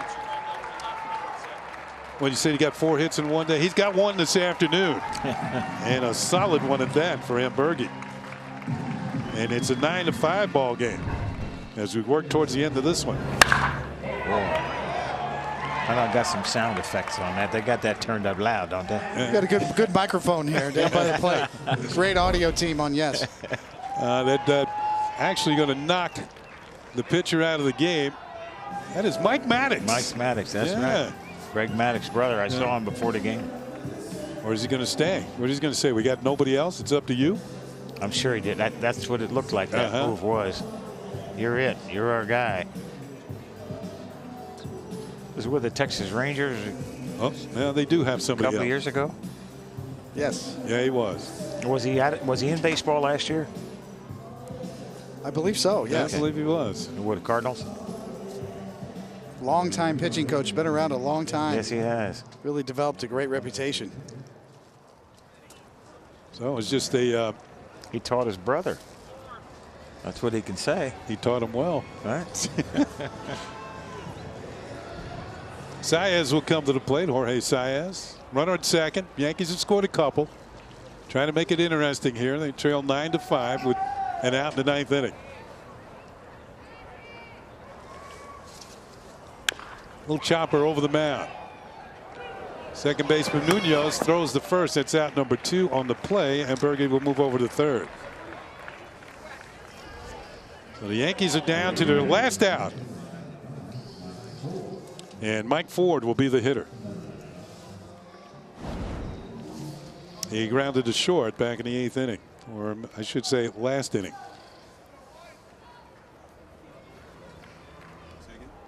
It is tough in these shadows, buddy. Can barely see. Can't see home plate there. That ball turns dark as it gets out of the sunlight. Makes it tough for a hitter. Yeah. That pitch is in there for a strike to Ford.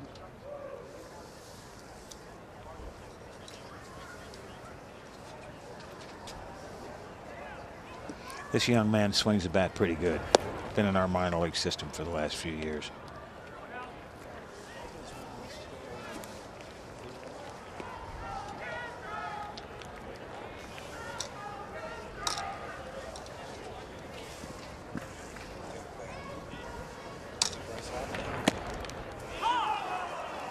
When do you think Harper's going to start playing? We're going over there to Philadelphia tomorrow. I heard he's going to play Saturday. He'll play Saturday. Yeah.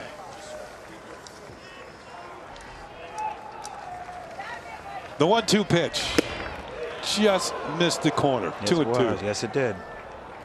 Trying to sneak one on the inner half and pick up call strike 3. Well, Reggie, I hope you enjoyed your time up here today. I sure did. Yeah. I sure did.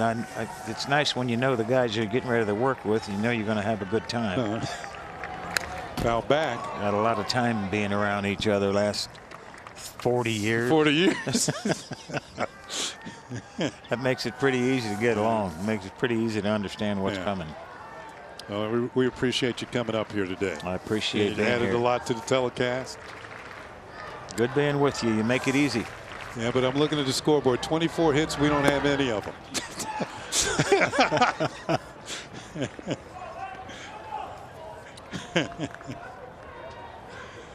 Count is now full on Mike Ford.